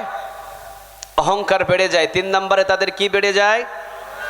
4 নম্বরে যখন তারা বিনা অপরাধে মানুষদেরকে হত্যা করে, বিনা অপরাধে মানুষদেরকে হত্যা করে, হেলিকপ্টারের উপরে চড়ে মানুষদেরকে হত্যা করেছে। শুধু বিষয়টা এমন নয়, 6 মাসের বাচ্চা নিয়ে বাবা জানালায় দাঁড়িয়েছিল, তাদের হাত থেকে 6 মাসের বাচ্চা পর্যন্ত দুনিয়াতে হায়াত পায় নাই। চিৎকার দিয়ে বলেন ঠিক না ঠিক? 6 মাসের বাচ্চা পর্যন্ত জীবন দিতে হয়েছে, কারণ ক্ষমতার চেয়ারে বসলে 4 নম্বরে তারা হত্যা বাড়িয়ে দেয়, মানুষদেরকে হত্যা করে বেশি। এই জন্য তাদের কাছ থেকে ক্ষমতাটা ছিনিয়ে নেন। তিনি কে? আরো জোরে আওয়াজ দিয়ে বলতে হবে, তিনি কে? 5 নম্বরে যখন তারা কোরআন থেকে মুখটাকে ফিরিয়ে নেয়, কোরআনের মাহফিল যেখানে 144 দ্বারা জারি করে, সেখানে কোরআনের হক কথা যেখানে বাধা, সেখানে এমন পরিস্থিতি হয়েছিল যারা কোরআনের আন্দোলন করে তাদের এক একজনের 10টা করে মামলা। যারা কোরআনের আন্দোলন করেছিল সুযোগ পাইলেই তাদেরকে গ্রেফতার করা হয়। যারা কোরআনের দল করে সুযোগ পাইলে তাদেরকে রিমান্ডে নিয়ে গিয়ে পিটায়। যারা কোরআনকে ভালোবাসে, কোরআনকে ভালোবাসার জন্য তাদের হাত পা ভেঙে দেওয়া হয়েছে। আওয়াজ দিয়ে বলেন ঠিক না বে ঠিক? কোরআন থেকে মুখটাকে যখন ফিরিয়ে নেয় তখন তাদের দিকে অ্যাকশন শুরু করেন তিনি কে? জমিন থেকে হয় না, তাদের দিকে একজনের পক্ষ থেকে অ্যাকশন শুরু হয়। আওয়াজ দিয়ে বলেন তিনি কে? আল্লাহ। এমন শুরু হয়, মশা পাঠায়। কোন জালিমকে ধ্বংস করার জন্য আল্লাহ মশা পাঠায়। কোন জালিমদেরকে ধ্বংস করার জন্য ছোট ছোট পাখি পাঠায়। কোন জালিমদেরকে ধ্বংস করার জন্য আল্লাহ আগুন পাঠায়। কোন জালিমদেরকে ধ্বংস করার জন্য বৃষ্টি পাঠায়। কোন জালিমদেরকে ধ্বংস করার জন্য পানিতে চুবায়া মারে। কোন জালিমদেরকে ধ্বংস করার জন্য মাআজের মতো ছোট ছোট বাচ্চা তৈরি করে। আবার কোন জালিমদেরকে ধ্বংস করার জন্য ভিতরে এমন ভয় ঢুকিয়ে দেয়, 18 রকমের খাবার রান্না করে দুপুরে না খেয়ে পিছনের দরজা দিয়ে চোরের মতো পালাতে হয়। এই যে ভয়, এই ভয়টা ঢুকায়া দেয় তিনি কে? আরো জোরে আওয়াজ দিয়ে বলেন তিনি কে? অথচ বাংলার জমিনের ভিতরে তারা চেয়েছিল পদত্যাগ। বাংলার জমিনের ভিতরে ছাত্র জনতারা চেয়েছিল পদত্যাগ। পদত্যাগের নিয়ম হলো ক্ষমতার চেয়ার থেকে নেমে বাংলার জমিনের মানুষদের, 18 কোটি মানুষদের সামনে ভাষণ দিয়ে আমি আজ পর্যন্ত চালিয়েছিলাম, আমার পক্ষে সম্ভব নয়, আপনারা যখন চাচ্ছেন না আমি নেমে গেলাম, আজ থেকে পদত্যাগ করলাম, আজ থেকে আপনাদের মতো আমি জনগণ, আমি প্রধানমন্ত্রী নই। চেয়েছিল পদত্যাগ। আল্লাহ বলতেছে ধুর বোকা, পদত্যাগ দিয়ে লাভ হবে না। 17টা বছর পর্যন্ত যেইভাবে লাঞ্ছিত করেছে, জুলুমি করেছে, 17টা বছর যেইভাবে অহংকারের সাথে কথা বলেছে, 17টা বছর যত কোরআনের ময়দান বন্ধ করেছে, লাঞ্ছিত, অপমান, অপদস্থ করেছে, তোরা চেয়েছিস পদত্যাগ। আমার আল্লাহর ডিসিশন, দেশ দেখ। এই ডিসিশনটা কার? আরো জোরে বলতে হবে, ডিসিশনটা কার? তারা চাইলো পদত্যাগ। আল্লাহ বললেন দূর বোকা, পদত্যাগ দিয়ে লাভ হবে না, এটারে করতে হবে কি ত্যাগ? আরো জোরে বলতে হবে কি ত্যাগ? বাংলার জমিনের ভিতরে এমন একজন মুফাসসির ছিলেন, বাংলার জমিনের ভিতরে এমন একজন তাফসীরকারক ছিলেন, ভবিষ্যতের কিছু কথা বলে গেছেন, সম্পূর্ণ কথা বাস্তব হয়েছে। আরে বাংলার জমিনে অলির কোনো অভাব নাই। চুলের ভিতরে চট লাগলে অলি হয়ে যায়, ল্যাংটা হয়ে বসে থাকলে অলি হয়ে যায়, লাল সালোয়ার মাথায় পেছলে অলি হয়ে যায়। আমি বলি তারা অলি নয়, তারা উলি। তারা অলি নয়, তারা কি? উলি পোকা। যেইভাবে কোরআনটাকে খুঁড়ে খুঁড়ে খায়, ইসলামটাকে ওই নামধারী কিছু অলির পয়দা হয়েছে, যারা অলি দাবি করে তারা ইসলামটাকে কুরে কুরে অলি হিসাবে খায়। চিৎকার দিয়ে বলেন ঠিক না ঠিক? আল্লাহর অলি তো তারা, আল্লাহর অলি তো তারা যারা দেশের পরিস্থিতি দেখে, যারা শাসন ব্যবস্থার পরিস্থিতি দেখে অনুমান করে ভবিষ্যৎবাণী কিছু দিয়ে যাবে, ভবিষ্যৎবাণীগুলো কাটায় কাটায় মিলে যাবে, তারাই হলো এক একটা আল্লাহর ওলি। চিৎকার দিয়ে বলেন ঠিক না ঠিক? বাংলার জমিনে 50 বছর যিনি কোরআনের দাওয়াত দিয়েছিলেন, নামটা আমি বলছি আল্লামা সাঈদ রাহিমাহুল্লাহ। তিনি 12টা বাণী বলেছিলেন এই বাংলার জমিনে বসে থেকে, 11টাই মিলে গেছে, বাকি আছে শুধু একটা। চিৎকার দিয়ে পড়েন আল্লাহু আকবার। তিনি বলেছিলেন তোমরা কোরআন পছন্দ করো না, তোমাদের মসজিদ ভালো লাগে না, তোমাদের আলেম ওলামাদের পছন্দ হয় না, তোমাদের কোরআনের মাহফিল পছন্দ হয় না, মনে রেখে দিও বাংলার জমিনের মানুষগুলো কোরআন ভালোবাসে, ইসলাম ভালোবাসে, আল্লাহর গোলামি করতে পছন্দ করে, আল্লাহর প্রেম, আল্লাহর মহব্বত নিয়ে তারা জমিনের ভিতরে চলাফেরা করে। যারা কোরআন ভালোবাসে না, ইসলাম ভালোবাসে না, এই থামো, বসো। যারা কোরআন ভালোবাসে না, ইসলাম ভালোবাসে না, আল্লাহকে ভালোবাসে না, কোরআন থেকে মুখটাকে ফিরিয়ে নেয়, তোমরা মনে করেছো বাংলার জমিনে বেশি দিন ঠাই পাবা, ঠাই হবে না। মনে রেখে দিও মামু বাড়ি দিল্লিতে গিয়ে পড়তে হবে। 27 মিনিট পর্যন্ত হেলিকপ্টার উড়েছে, 27 মিনিট পর্যন্ত হেলিকপ্টার আসমানে উড়েছে। বিভিন্ন দেশে মেসেজও দেওয়া হয়েছে, সবাই বলতেছে আফা মাফ করবেন, আপনাকে নামানো সম্ভব নয়। 27 মিনিট পরে আল্লামা সাঈদী রাহিমাহুল্লাহর ভবিষ্যৎবাণী মামু বাড়ি দিল্লিতেই পড়তে হয়েছে। উনি বলেছিলেন তোমরা কোরআন পছন্দ করো না, সুযোগ পাইলেই কোরআনের মাহফিল 144 তারা জারি করে দাও, জনগণের উপরে অন্যায় অন্যায় ভাবে জুলুমি করো, এমন একদিন পরিস্থিতি হবে ইন্দুরের গর্তটাও পালানোর খুঁজে পাবে না। আপনাদের এলাকায় মাহফিল করতে এসেছিলাম, বাম পাশে বসা ছিলেন একজন যিনি কোরআন বিদ্বেষী, ইসলাম বিদ্বেষী, কোরআনের মাহফিল বিদ্বেষী, ঠিক না বে ঠিক? ওই মানুষটা এমন ছিলেন, কোরআনের হক কথাগুলো শুনলে, জিহাদের কথাগুলো শুনলে, কোরআনের রাজ কায়েমের কথা শুনলে শরীরে চুলকানি আসে, মনটা বেজার হয়ে যায়। 1400 বছর আগে রাসূল বলেছেন কোরআনের জিহাদের কথা, কোরআনের রাজ কায়েমের কথা শুনলে যদি কারো চুলকানি আসে বুঝে নেবে সে মুমিন না, সে মুনাফিক। যদিও মুখে দাড়ি, যদিও 5 ওয়াক্ত নামাজি, কিন্তু ভিতরে আবু জেহেল, আবু লাহাব, উতবা, সাইবার অনুসারী চিৎকার দিয়ে বলেন ঠিক না বা ঠিক? মুমিন তো সে, মুত্তাকি তো সে, মুমিন তো সে আল্লাহু আকবারের ধ্বনি শোনার সাথে সাথে, কোরআনের রাজ কায়েমের কথা শোনার সাথে সাথে, কোরআনের রাজ কায়েমের আন্দোলনের কথা শোনার সাথে সাথে যার কলিজাটা শান্ত হয়ে যায়, যার কলিজাতে আনন্দ আনন্দ ভাব আসে, যার গায়ের পশমগুলো দাঁড়িয়ে যায়, রাসূল 1400 বছর আগে বলেছেন তারাই জান্নাতি, তারাই জান্নাতি, তারাই মুমিন, তারাই মুত্তাকি। চিৎকার দিয়ে পড়েন আল্লাহু আকবার। কোরআনের জিহাদের কথা শুনলে, কোরআনের রাজ কায়েমের কথা শুনলে, কোরআন দিয়ে দেশ চালানোর কথা শুনলে, কোরআন দিয়ে পার্লামেন্ট চালানোর কথা শুনলে যাদের চুলকানি উঠে বুঝতে হবে তারা মুসলমান নয়, তারা হিন্দুস্তানের একটা দালাল। তারা ছিল হিন্দুস্তানের একটা দালাল। এই জন্য তিনি দ্বিতীয় কথা বলেছিলেন, তোমরা মনে করেছিলে বাংলার জমিনের ভিতরে মানুষদেরকে শাসন করে, মেরে, হুমকি দিয়ে, ক্রস ফায়ার দিয়ে, জেল দিয়ে, জুলুম করে, অন্যায় ও বিচার করে তোমরা টিকে থাকবা না। এমন একটা পরিস্থিতি আসবে, আমি সাইদি বলে গেলাম, এমন একটা পরিস্থিতি আসবে পালানোর ইন্দুরের গর্ত খুঁজে পাইবা না। আপনাদের এলাকার ওই নেতা সাহেব যে কোথায় আছে জানেন? কথা কন না কেন? কোথায় আছে জানেন? জানা নাই।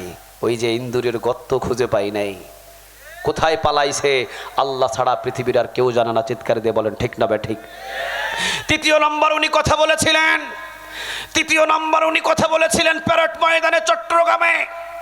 আমি কোরআনের দাওয়াতি কাজ করি বিধায় আমার মাহফিল 5 দিন ব্যাপী বন্ধ করে দেওয়া হয়েছে। এমন একদিন পরিস্থিতি আসবে বাংলার জমিনের প্রতিটা গ্রামে গ্রামে মানুষরা কোরআনের জন্য পাগল হয়ে যাবে। কথাটা কি বাস্তব না অবাস্তব? কথা বলেন, বাস্তব না অবাস্তব? আমার তো বিশ্বাস 2025 সালে যেইভাবে কোরআনের দাওয়াতি কাজ বেড়েছে, আমার তো বিশ্বাস 2025 সালে যেইভাবে কোরআনের দাওয়াতি কাজ বেড়েছে, আগামীর দিন কোরআনের দিন, আগামীর দিন ইসলামের দিন।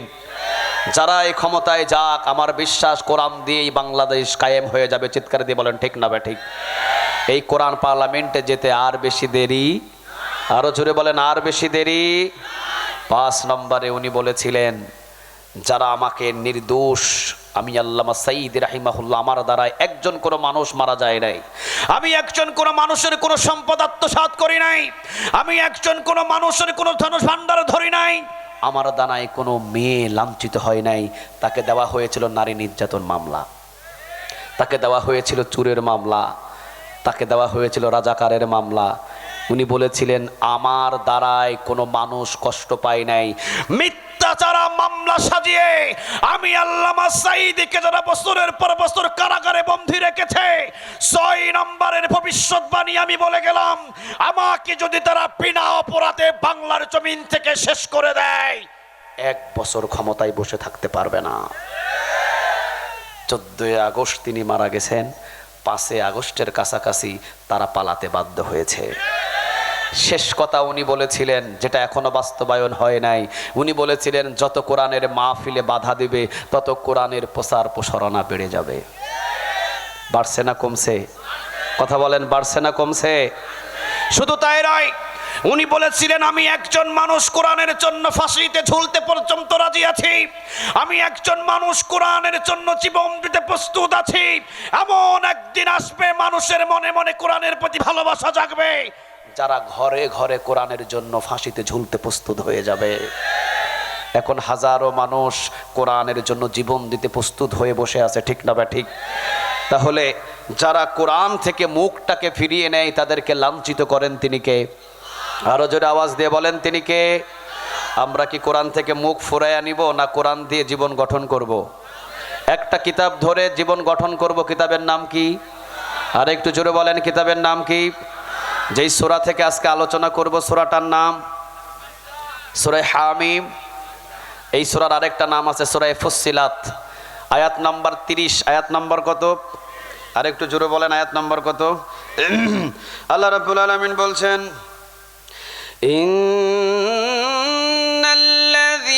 ছিলেন ঠিক, কিন্তু যুদ্ধের ময়দানে ডাকার সময় সুম্মাস্তাকাম অটল হয়ে দাঁড়িয়ে থাকতে পারে নাই, পিছনের দরজা দিয়ে পালাইছে, ঠিক না ঠিক? তাহলে রব হিসাবে মানা সহজ, এখন দাঁড়িয়ে থাকা সহজ না কঠিন? আর একটু জোরে বলেন, সহজ না কঠিন? এই বাংলার জমিনের ভিতরে যারা ইন্নাল্লাযীনা ক্বালু রাব্বুনাল্লাহ, আল্লাহকে রব হিসাবে মেনে নিয়েছিলেন, যখন আল্লাহকে রব হিসাবে মেনে নিয়ে যখন তারা মিছিল দিয়েছিলেন আল্লাহর জমিনে আল্লাহর কোরআনের শাসন চাই, তখন তাদেরকে ঘর থেকে ধরে ধরে হামলা দিয়ে মামলা দিয়ে জেলখানার ভিতরে ঢুকেছিলেন। এই ঢোকা দেখে অনেকে সুম্মাস্তাকাম অটল হয়ে দাঁড়িয়ে থাকতে পারে নাই, কাত হয়ে গেছিল, ঠিক না ঠিক? ওই সর্বনাশ। এখন দিন রাত ভালো না, এখন পরিস্থিতি ভালো না, এখন কিন্তু ওপেনে এই কাজগুলো করা যাবে না। এই যে আপনি ওপেনে কাজগুলো করা যাবে না, কাত হয়ে গেছেন, ওই কাতের ভিতরেই ইমানটাকে উঠায় নিয়েছেন তিনি কে? আর যদি আপনি বলতে পারতেন আমার ভাইকে ধরে নিয়ে যাওয়া হয়েছে, এরপরও আমি আল্লাহকে রব হিসাবে মানি, আমাকেও যদি ধরে নিয়ে যাওয়া হয় জেলখানার ভিতরেও আমি একজনের নামে তাকবীর উঠাবো, বলেন তাকবীরটা কার নামে? আরো জোরে বলেন, কার? যেহেতু ইন্নাল্লাযীনা ক্বালু রাব্বুনাল্লাহ, আল্লাহকে রব হিসাবে আমি মেনে নিয়েছি, সুম্মাস্তাকামু অটল হয়ে দাঁড়িয়ে থাকবো ওই দিন পর্যন্ত যতদিন আমার মৃত্যু না হয়। মৃত্যু না হওয়া পর্যন্ত যদি সুম্মাস্তাকামু অটল হয়ে দাঁড়িয়ে থাকতে পারেন, ওয়াল্লাহি আল্লাহর কসম, মৃত্যুর পূর্বে তাতানাজ্জালু আলাইহিমুল মালায়েকা, জান্নাতের ফেরেশতা আপনার মাথার কাছে পাঠায়া মৃত্যুর আগে 3টা সুসংবাদ শোনায়া দিবেন। তিনি কে? এক, আল্লাহ তাখাফু, তোমার কোনো ভয় নাই, ওয়ালা তাহজানু, তোমার কোনো চিন্তা নাই। 3 নাম্বার, ওয়া আবশিরু বিল জান্নাহ, এই জান্নাত দেখে দেখে তোমার মৃত্যু হবে, জান্নাতটা আগে দেখো। জান্নাত দেখার পরে যখন মুস্কি একটা হাসি দিবে, মুস্কি হাসির ভিতরে রূহটাকে বাহির করে নিয়ে যাবেন। তিনি কে? হযরতে খুবাইব রাদিয়াল্লাহু তাআলা আনহু, জবরদস্ত একজন সাহাবী। নাম কি? হ্যাঁ, মুখস্থ করতে হবে। নাম কি? হযরতে খুবাইব রাদিয়াল্লাহু তাআলা আনহু, জবরদস্ত একজন সাহাবী। তিনি যখন কালিমার দাওয়াত দেওয়া শুরু করলেন, সবাইকে ডাকলেন, এক আল্লাহর দিকে আসো, কালিমা পড়ো, মুসলমান হও। সব ধর্ম ভুল, একটা ধর্ম সঠিক, সেটা হলো লা ইলাহা ইল্লাল্লাহু মুহাম্মাদুর রাসূলুল্লাহ সাল্লাল্লাহু। তিনি যখন দাওয়াত দেওয়া শুরু করলেন এক আল্লাহর দিকে, একজন আল্লাহকে রব হিসাবে মানো, খুবাইব রাদিয়াল্লাহু তাআলা আনহু মক্কার সৈনিক সেনাপতিদের কাছে গ্রেফতার হয়ে গেলেন। মক্কাকে হযরতে খুবাইব রাদিয়াল্লাহু তাআলা আনহুকে গ্রেফতার করে নিয়ে যাওয়া হলো মক্কায়। মক্কার কেন্দ্রীয় কারাগারে খুবাইব রাদিয়াল্লাহু তাআলা আনহু বন্দী। 3 মাস টানা বন্দী রাখলেন। জুড়ে বলেন, কয় মাস? 3 মাস বন্দী রাখলেন খুবাইব রাদিয়াল্লাহু তাআলা আনহুকে। 3 মাস পর্যন্ত বন্দী রাখলেন খুবাইব রাদিয়াল্লাহু তাআলা আনহু। তিনি 3 মাস বন্দী থাকার পরে খুবাইব রাদিয়াল্লাহু তাআলা আনহু পানি চাইলে প্রস্রাব দেয়, ওযুর পানি পর্যন্ত তাকে দেয় নাই। 3 মাস পরে খাবার বন্ধ করে দিলেন খুবাইব রাদিয়াল্লাহু তাআলা আনহুকে, শুধুমাত্র একটা কারণে, খুবাইব আল্লাহকে ভুলে আমাদের দলের ভিতরে আয়। খুবাইব বললেন, 3 মাস পর্যন্ত খাবার খাবো না, যদি বছরের পর বছর খাবার না পাই একজনের পথ থেকে সরে যাব না। বলেন, পথটা কার? কিভাবে সুম্মাস্তাকামু, অটল হয়ে দাঁড়িয়ে থাকতে হবে, এটা বোঝানোর জন্য আমি ইতিহাসটা টান দিলাম, দিয়ে আমরা মুনাজাত করে দিব ইনশাআল্লাহ। কারণ মোনাজাত করে দেব এই কারণে, আগামীকালকেও আপনাদের প্রোগ্রাম আছে, আসতে হবে, ঠিক না ঠিক? এই জন্য আমরা 12টার ওই পার্শ্বে যাব না, 3 মিনিট আছে 12টা বাজতে, আমরা ফিনিশিংটা টেনে আমরা তাফসিরটা শেষ করব। খুবাইব রাদিয়াল্লাহু তাআলা আনহু বললেন 3 মাস না 1 বছর পর্যন্ত যদি খাবার বন্ধ করে দাও, আমি খুবাইব আল্লাহ থেকে আমাকে দূরে সরাতে পারবে না। 3 মাসের প্রথম 3 মাস শেষ, 4 মাসের প্রথম দিনে খুবাইব ঘুম থেকে উঠে দেখেন জান্নাতের খাবার। খুবাইব রাদিয়াল্লাহু তাআলা আনহুর জেলখানার ভিতরে জান্নাতের খাবার পাঠায়া দিয়েছেন তিনি কে? জান্নাতের খাবার যখন খুবাইব খাওয়া শুরু করলেন, সবাই দেখলেন খুবাইবকে খাবার বন্ধ করে দিয়ে মারা যাবে না। শেষ পর্যন্ত খুবাইবের মক্কার পার্লামেন্ট থেকে আইন জারি হলো, খুবাইবকে শুলিতে ঝুলিয়ে শেষ করে দাও। শুলিতে ঝুলিয়ে খুবাইব রাদিয়াল্লাহু তাআলা আনহুকে শেষ করে দাও। শেষ করে দেওয়ার আগে খুবাইব রাদিয়াল্লাহু তাআলা আনহুর কাছে সবাই এসে বললেন, খুবাইব শুলিতে ঝুলিয়ে তোমাকে হত্যা করা হবে, এখনো সময় আছে, তোমার রব থেকে দূরে সরে আসো। খুবাইব বললেন, শুলিতে নয়, এর চাইতে যদি আরো কষ্টদায়ক আমাকে মৃত্যু দেওয়া হয়, এরপরও আমি একজনাকে ভুলে যেতে পারবো না। তিনি কে? 12 বছর জেলখানার ভিতরে রেখেছিলেন বাংলাদেশের একজন মুফাসসিরকে। 2টা শুধুমাত্র চাদর অথবা 2টা কম্বল দিয়ে তিনি জীবনটা শেষ করে দিয়েছেন। পৌষ মাঘ মাসের শীতের রাতে ফ্লোরের উপরে ঘুমায়া 12 বছর পার করেছেন। যখন তার সামনে একটা কলম আর একটা খাতা দেওয়া হয়েছিল, দেওয়ার পরে যখন বলা হয়েছিল কলম আর খাতা দিয়ে আপনি লেখেন, যতটা লিখবেন ততটাই আপনার ইচ্ছা পূরণ করে দেওয়া হবে, তবে জেলখানা থেকে আপনাকে ছেড়ে দেওয়ার পরে আপনি আর কোরআনের দাওয়াতি কাজ করতে পারবেন না। উনি কাগজটাকে মোচড়া নিয়ে পায়ের নিচে বলেছিলেন, যতদিন আমার রবের দাওয়াতি কাজ করেছি, যদি জেলখানা থেকে বাহির হই, আমার রবের দাওয়াতি কাজ আমার আরো জোরালো হবে। তাহলে বোঝা যায় অফার দিয়ে, হাজার হাজার অফার দিয়ে 12 বছরেও তার কাছ থেকে আল্লাহকে ছড়ানো যায় নাই। এমন ব্যক্তিদের জন্য জান্নাতের সুসংবাদ পাঠায়া দিবেন তিনি কে? খুবাইব রাদিয়াল্লাহু তাআলা আনহু, তিনি খাবার বন্ধ হলো, শুলিতে ঝোলানোর জন্য চিঠি আসলো। খুবাইব রাদিয়াল্লাহু তাআলা আনহু কোনো চিন্তিত হন নাই, আল্লাহ থেকে বিন্দু পরিমাণ সরে দাঁড়ান নাই। খুবাইব রাদিয়াল্লাহু তাআলা আনহুকে বলা হলো, খুবাইব শেষ ইচ্ছা আছে নাকি? হ্যাঁ আছে। কি ইচ্ছা? 2 রাকাত নামাজ পড়বো। কয় রাকাত? 2 রাকাত নামাজ শেষ করলেন, 2 হাত তুললেন আল্লাহর কাছে, আল্লাহ নবীকে 3 মাস পর্যন্ত আমি দেখি নাই, তবে আল্লাহ আমি তো এখন দুনিয়া থেকে বিদায় হয়ে যাব, আমার বিদায়, আমার একটা সালাম, এই সালামটা তুমি মদিনার রাসূলের কাছে পৌঁছায়া দিও। মোনাজাত যখন করলেন শেষ হলো, শুলিতে ঝুলানো হলো, সবাই তাকিয়ে আছেন। খুবাইব এখনো সময় আছে, আল্লাহকে ভুলে যা, জীবন দিস না, আল্লাহকে ভুলে যা, আল্লাহকে ভুলে গিয়ে আমাদের দলের ভিতরে আয়। এমন পৃথিবীতে অনেক অফার দেয়, আমাদের দলবদ্ধ হ, কোরআনের দল ছেড়ে দে। যারা তাদের দলবদ্ধ না হয়ে কোরআনের দল ধরেই থাকে, হামলা খায়, মামলা খায়, তাদের জন্য মৃত্যুর সময় 3টা সুসংবাদ পাঠায়া দিবেন তিনি কে? খুবাইব রাদিয়াল্লাহু তাআলা আনহু, তিনি শুলিতে ঝুলে আছেন, ডান হাতে একজন এসে কোপ দিলেন, ডান হাত কেটে ছিটকে পড়ল। খুবাইব রাদিয়াল্লাহু তাআলা আনহু সুম্মাস্তাকামু, অটল হয়ে দাঁড়িয়ে আছে। সুবহানাল্লাহ বলবেন না? সুম্মাস্তাকামু মানে ইস্তেকামা, সোজা হয়ে দাঁড়িয়ে আছে, ডান হাত কেটে ছিটকে পড়ল। সুম্মাস্তাকামু, অটল হয়ে দাঁড়িয়ে আছেন। বিশ্বনবী মদিনায় মসজিদের মিম্বর থেকে সাথে সাথে বললেন, সালামুন আলাইকা ইয়া খুবাইব। সাহাবীরা বসা, সাহাবীরা বললেন, ইয়া রাসূলুল্লাহ 3 মাস খুবাইব আমাদের কাছ থেকে হারিয়েছে। রাসূল বললেন, 3 মাস আগে খুবাইব হারিয়েছে, আজকে খুবাইব শুলিতে ঝুলানো হয়েছে। খুবাইব সুম্মাস্তাকাম, অটল হয়ে দাঁড়িয়ে আছে, তাকে বিন্দু পরিমাণ আল্লাহর কাছে থেকে সরানো যায় নাই। বিদায়ী সালাম আমাকে দিয়েছে, বিদায়ী সালাম আল্লাহ শুধু আমার কাছে পুষাই নাই, খুবাইব কিভাবে শহীদ হচ্ছে পুরা ডিসপ্লে আমি রাসূলের সামনে তুলে ধরা হয়েছে। সুবহানাল্লাহ। বাড়িতে গিয়ে বললেন কি রকম সুম্মাস্তাকাম, অটল হয়ে দাঁড়িয়েছিলেন খুবাইব। ডান হাতে যখন কোপ দিলেন রাসূল তখন বললেন, এই যে আমার খুবাইবের ডান হাত কেটে দেওয়া হলো। খুবাইব রাদিয়াল্লাহু তাআলা আনহু মুস্কি মুস্কি হাসেন। বাম হাতে কোপ দেওয়া হলো, বাম হাত কেটে ছিটকে পড়ল। বিশ্বনবী মদিনাতে বসে থেকে সাহাবীদেরকে বললেন, এই তো আমার খুবাইবের বাম হাত কেটে ফেলা হলো। একটু পরে ডান পায়ে একজনা কূপ দিলেন, ডান পা কেটে ছিটকে পড়ল। খুবাইব মুস্কি মুস্কি হাসে। বিশ্বনবী বললেন, এই তো আমার খুবাইবের ডান পা কেটে ফেলা হলো। বাম পায়ে আরেকজন এসে কূপ দিলেন, বাম পা কেটে ছিটকে পড়ল। বিশ্বনবী মদিনাতে থেকে বললেন, এই তো আমার খুবাইবের বাম পা কেটে ছিটকে ফেলা হলো। মদিনার সমস্ত সাহাবীরা কান্নার রোল পড়েছে। ওইদিকে সাহাবীরা কাঁদে, এইদিকে খুবাইব হাসে। সুবহানাল্লাহ বলবেন না? খুবাইব কিন্তু হাসে। ডান হাত কাটা হয়, খুবাইব হাসে। বাম হাত কাটা হয়, খুবাইব হাসে। ডান পা কাটা হয়, খুবাইব হাসে।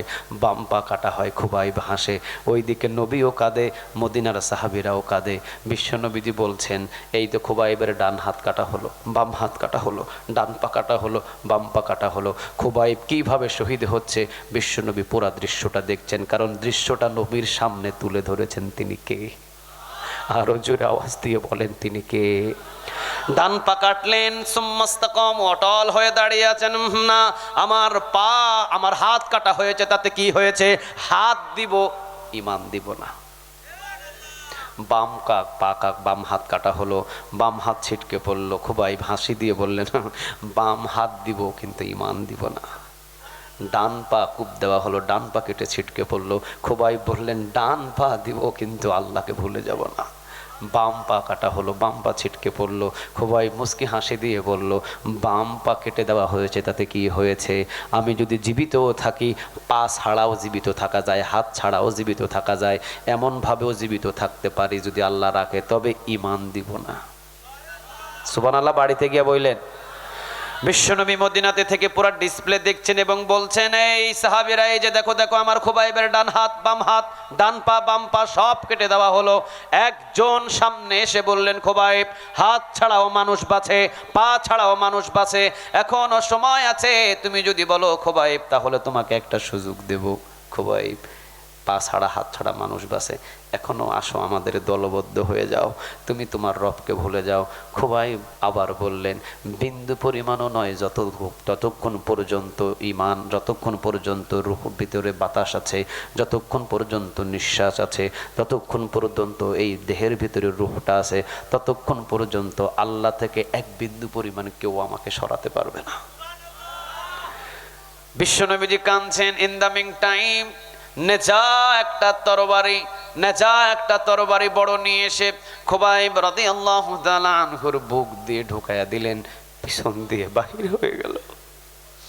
বুক দিয়ে ঢুকায়া দিলেন, পিছন দিয়ে বাহির হয়ে গেল তরবারি। খুবাইব রাদিয়াল্লাহু তাআলা আনহু মুস্কি মুস্কি মুস্কি মুস্কি হাসছেন। রাসূল সাল্লাল্লাহু আলাইহি ওয়াসাল্লাম মদিনাতে দেখলেন খুবাইবের এই মৃত্যুটা।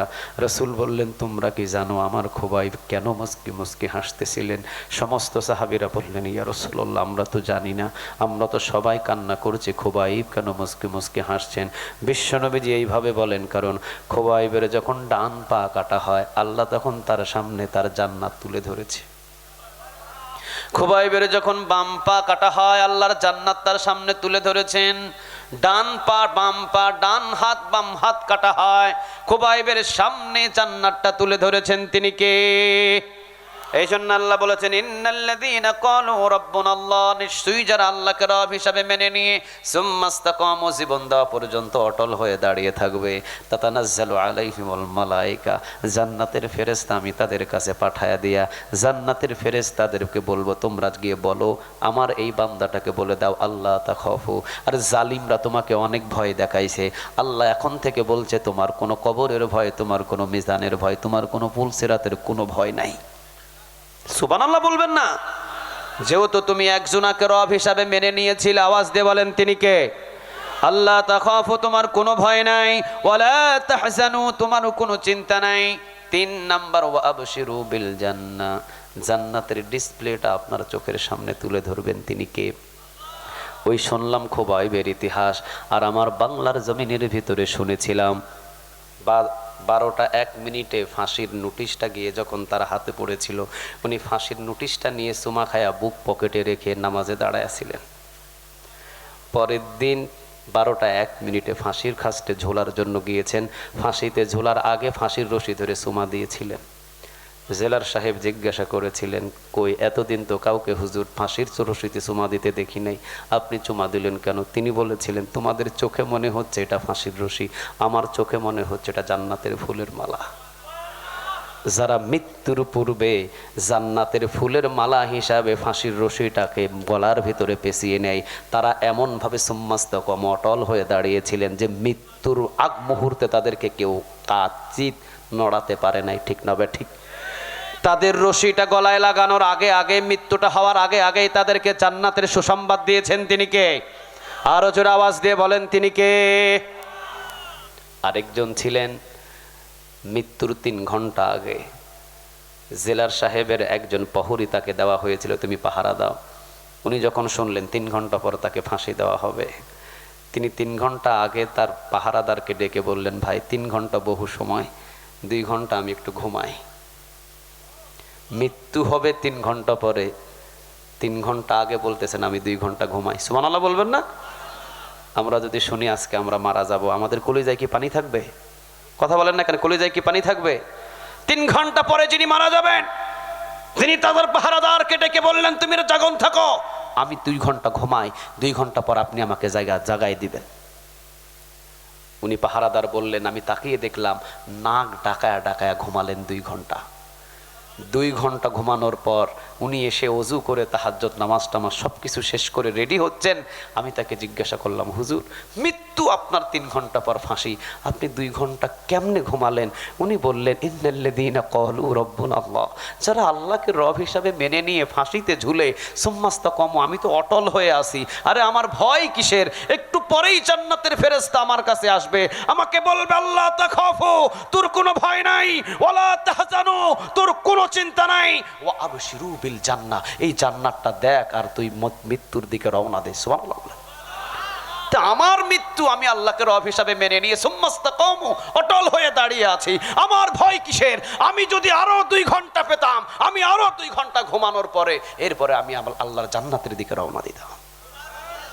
আমরা মনে করেছি তাদেরকে ফাঁসিতে নিয়ে যাচ্ছে, তাদেরকে ফাঁসির কাস্টে ঝোলানোর জন্য টেনে নিয়ে যাচ্ছে।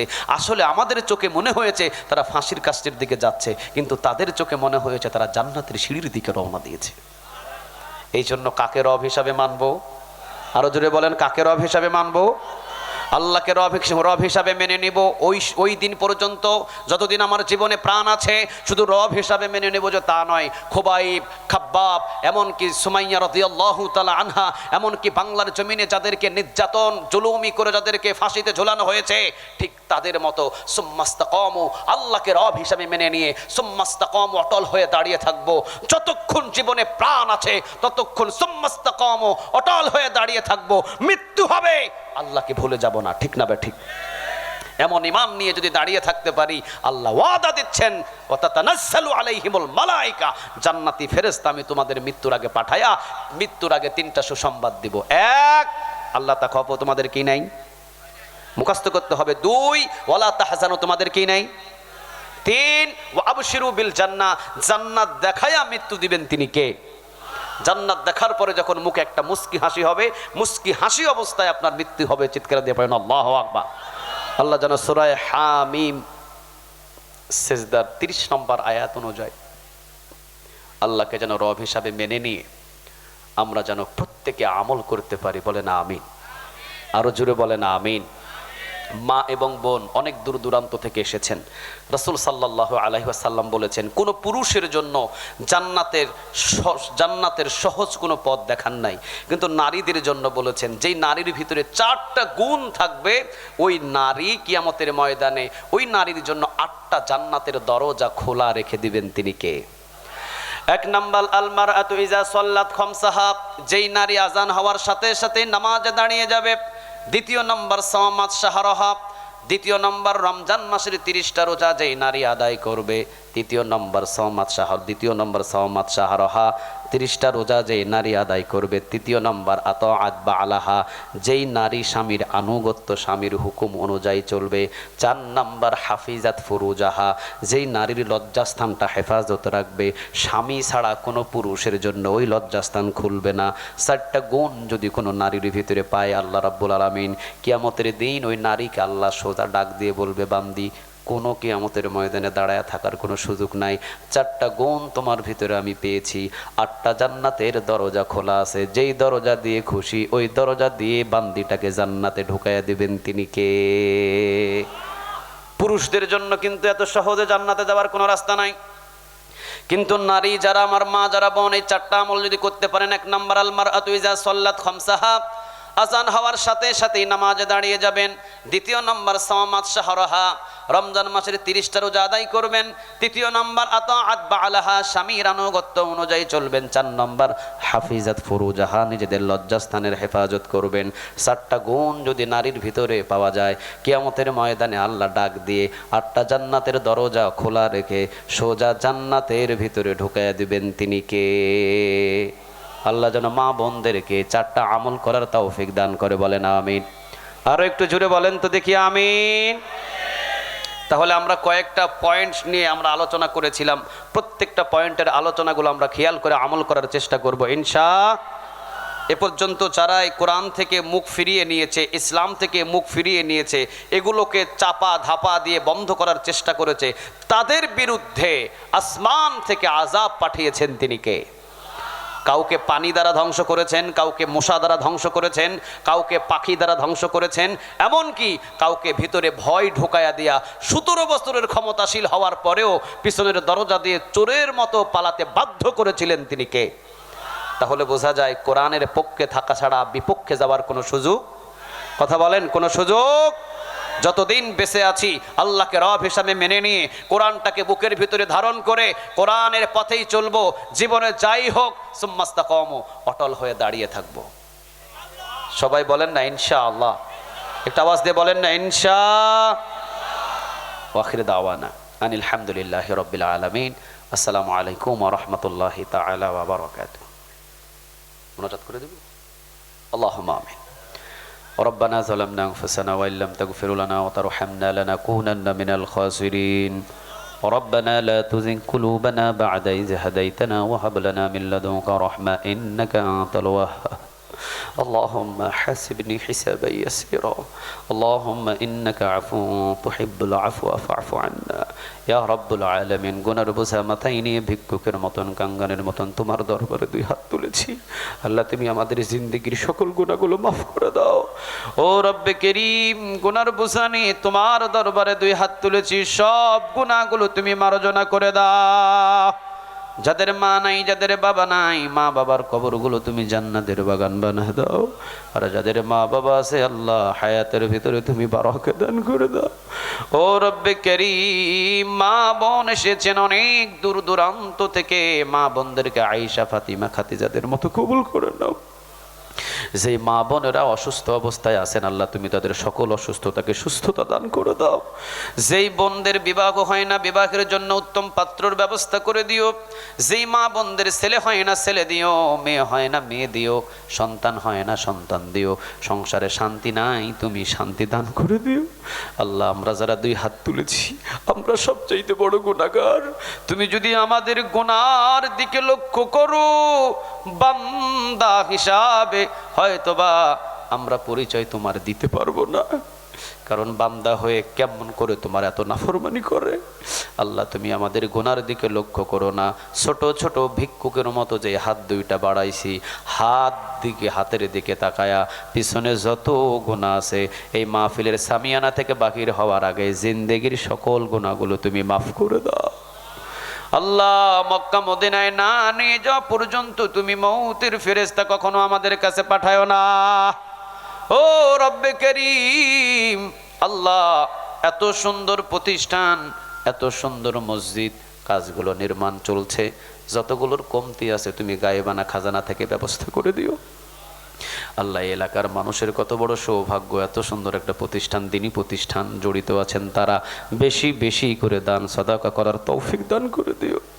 আল্লাহ এই প্রতিষ্ঠানের ওসিলায় এলাকার সকল মানুষকে বিনা হিসাবে তুমি জান্নাত দান করে দিও। আল্লাহ এই প্রতিষ্ঠানের ওসিলায়, মসজিদের ওসিলায় এলাকার সকল কবরগুলো তুমি জান্নাতের বাগান বানায়া দাও। ও রব্বে করিম, হযরত খুবাইব রাদিয়াল্লাহু তাআলা আনহুর মতো যদি ঈমানি পরীক্ষা আমাদের আসে গো আল্লাহ, সুম্মাস্তাকামু, ইস্তেকামত হয়ে সোজা হয়ে দাঁড়িয়ে থাকার জন্য আমাদেরকে কবুল করে নিও। জানি আমাদের ঈমান বড় দুর্বল, এই দুর্বল ঈমান নিয়ে দাঁড়িয়ে হয়তো থাকা সম্ভব আমাদের জন্য নয়, কিন্তু দয়া মায়া করে তুমি সোজা হয়ে দাঁড়িয়ে থাকার সুযোগ দান করে দিও। জেল হবে যেন ঈমান না হারায়, ফাঁসিতে ঝুলাবে যেন ঈমান না হারায়। যতগুলো আমাদেরকে নির্যাতন করা হোক, আমরা যেন ঈমান বিক্রি না করে দিই, সেই ঈমান তুমি আমাদের দান করে দিও। সেইভাবে সুম্মাস্তাকামু, ইস্তেকামত হয়ে দাঁড়িয়ে থাকার জন্য আমাদেরকে কবুল করে নিও। ও রব্বে কারীম, আজকের এই আয়াত থেকে আমরা সুম্মাস্তাকামু, অটল হয়ে দাঁড়িয়ে থাকার জন্য যতগুলো আলোচনা শুনলাম, আলোচনা অনুযায়ী আমাদের প্রত্যেককে ঈমান নিয়ে অটল হয়ে দাঁড়িয়ে থাকার জন্য ঈমানদার হিসেবে কবুল করে নিও। বিশেষ করে গাজাবাসীর উপরে রহমত দান করো, ফিলিস্তিনের উপরে তুমি রহমত দান করো আল্লাহ।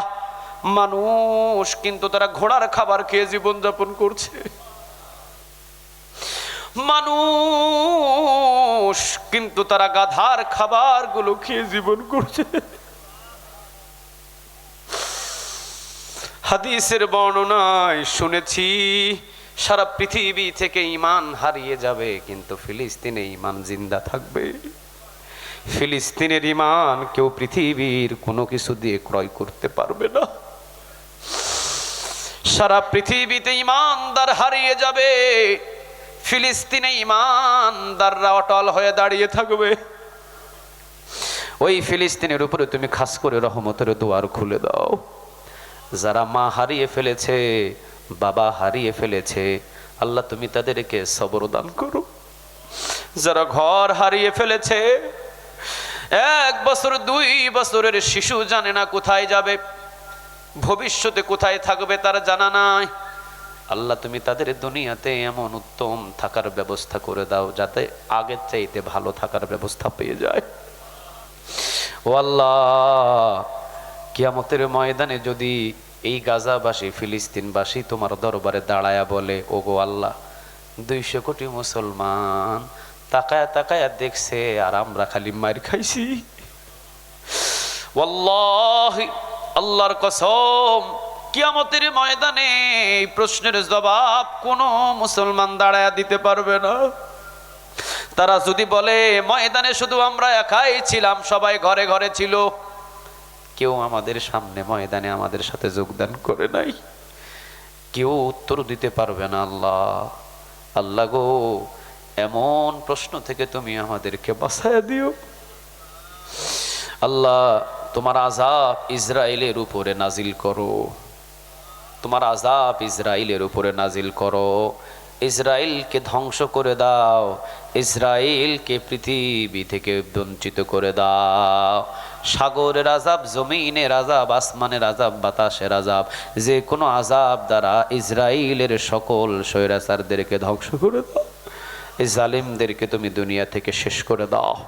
ও রব্বে কারীম, দুনিয়া থেকে বিদায়ের ডাক কোন আমরা জানি না, যেই দিন দুনিয়া থেকে তুমি ডাক দিয়ে নিবা, ঈমানের মৃত্যু দিও, শহীদের মৃত্যু দিও। আর যারা কোরআনের জন্য আমাদের 2 চোখে দেখা ফাঁসিতে ঝুলে শহীদ হয়ে গেলেন, রাস্তাঘাটে কোরআনের রাজ কায়েমের জন্য মিছিলে গিয়ে শহীদ হয়ে গেলেন, তুমি তাদেরকে শহীদের উচ্চ মাকাম দান করে দিও। আমরা শহীদের মৃত্যু চাই, শহীদের মৃত্যু তুমি আমাদের প্রত্যেককে দান করে দিও আল্লাহ। শহীদের মৃত্যুটা কত আনন্দদায়ক মৃত্যু, মৃত্যু হওয়ার সাথে সাথে তোমার মেহমান হয়ে যায়।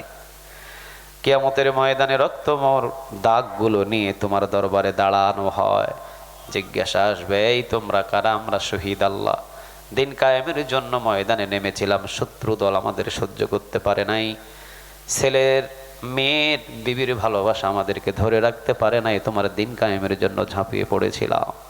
সেই দিন তোমার পক্ষ থেকে ঘোষণা আসবে, বিগাইরি হিসাব, কোনো হিসাব নেওয়া হবে না তোমাদের কাছ থেকে, যেই দিক দিয়ে খুশি আমার জান্নাতের মেহমান হয়ে যাও। এই শহীদের মৃত্যু তুমি আমাদের দান করে দিও আল্লাহ। আর যদি শহীদের মৃত্যু না হয়, তাহাজ্জুদ নামাজের সিজদায় মৃত্যু দিও আল্লাহ। অজু অবস্থায় মৃত্যু দিও।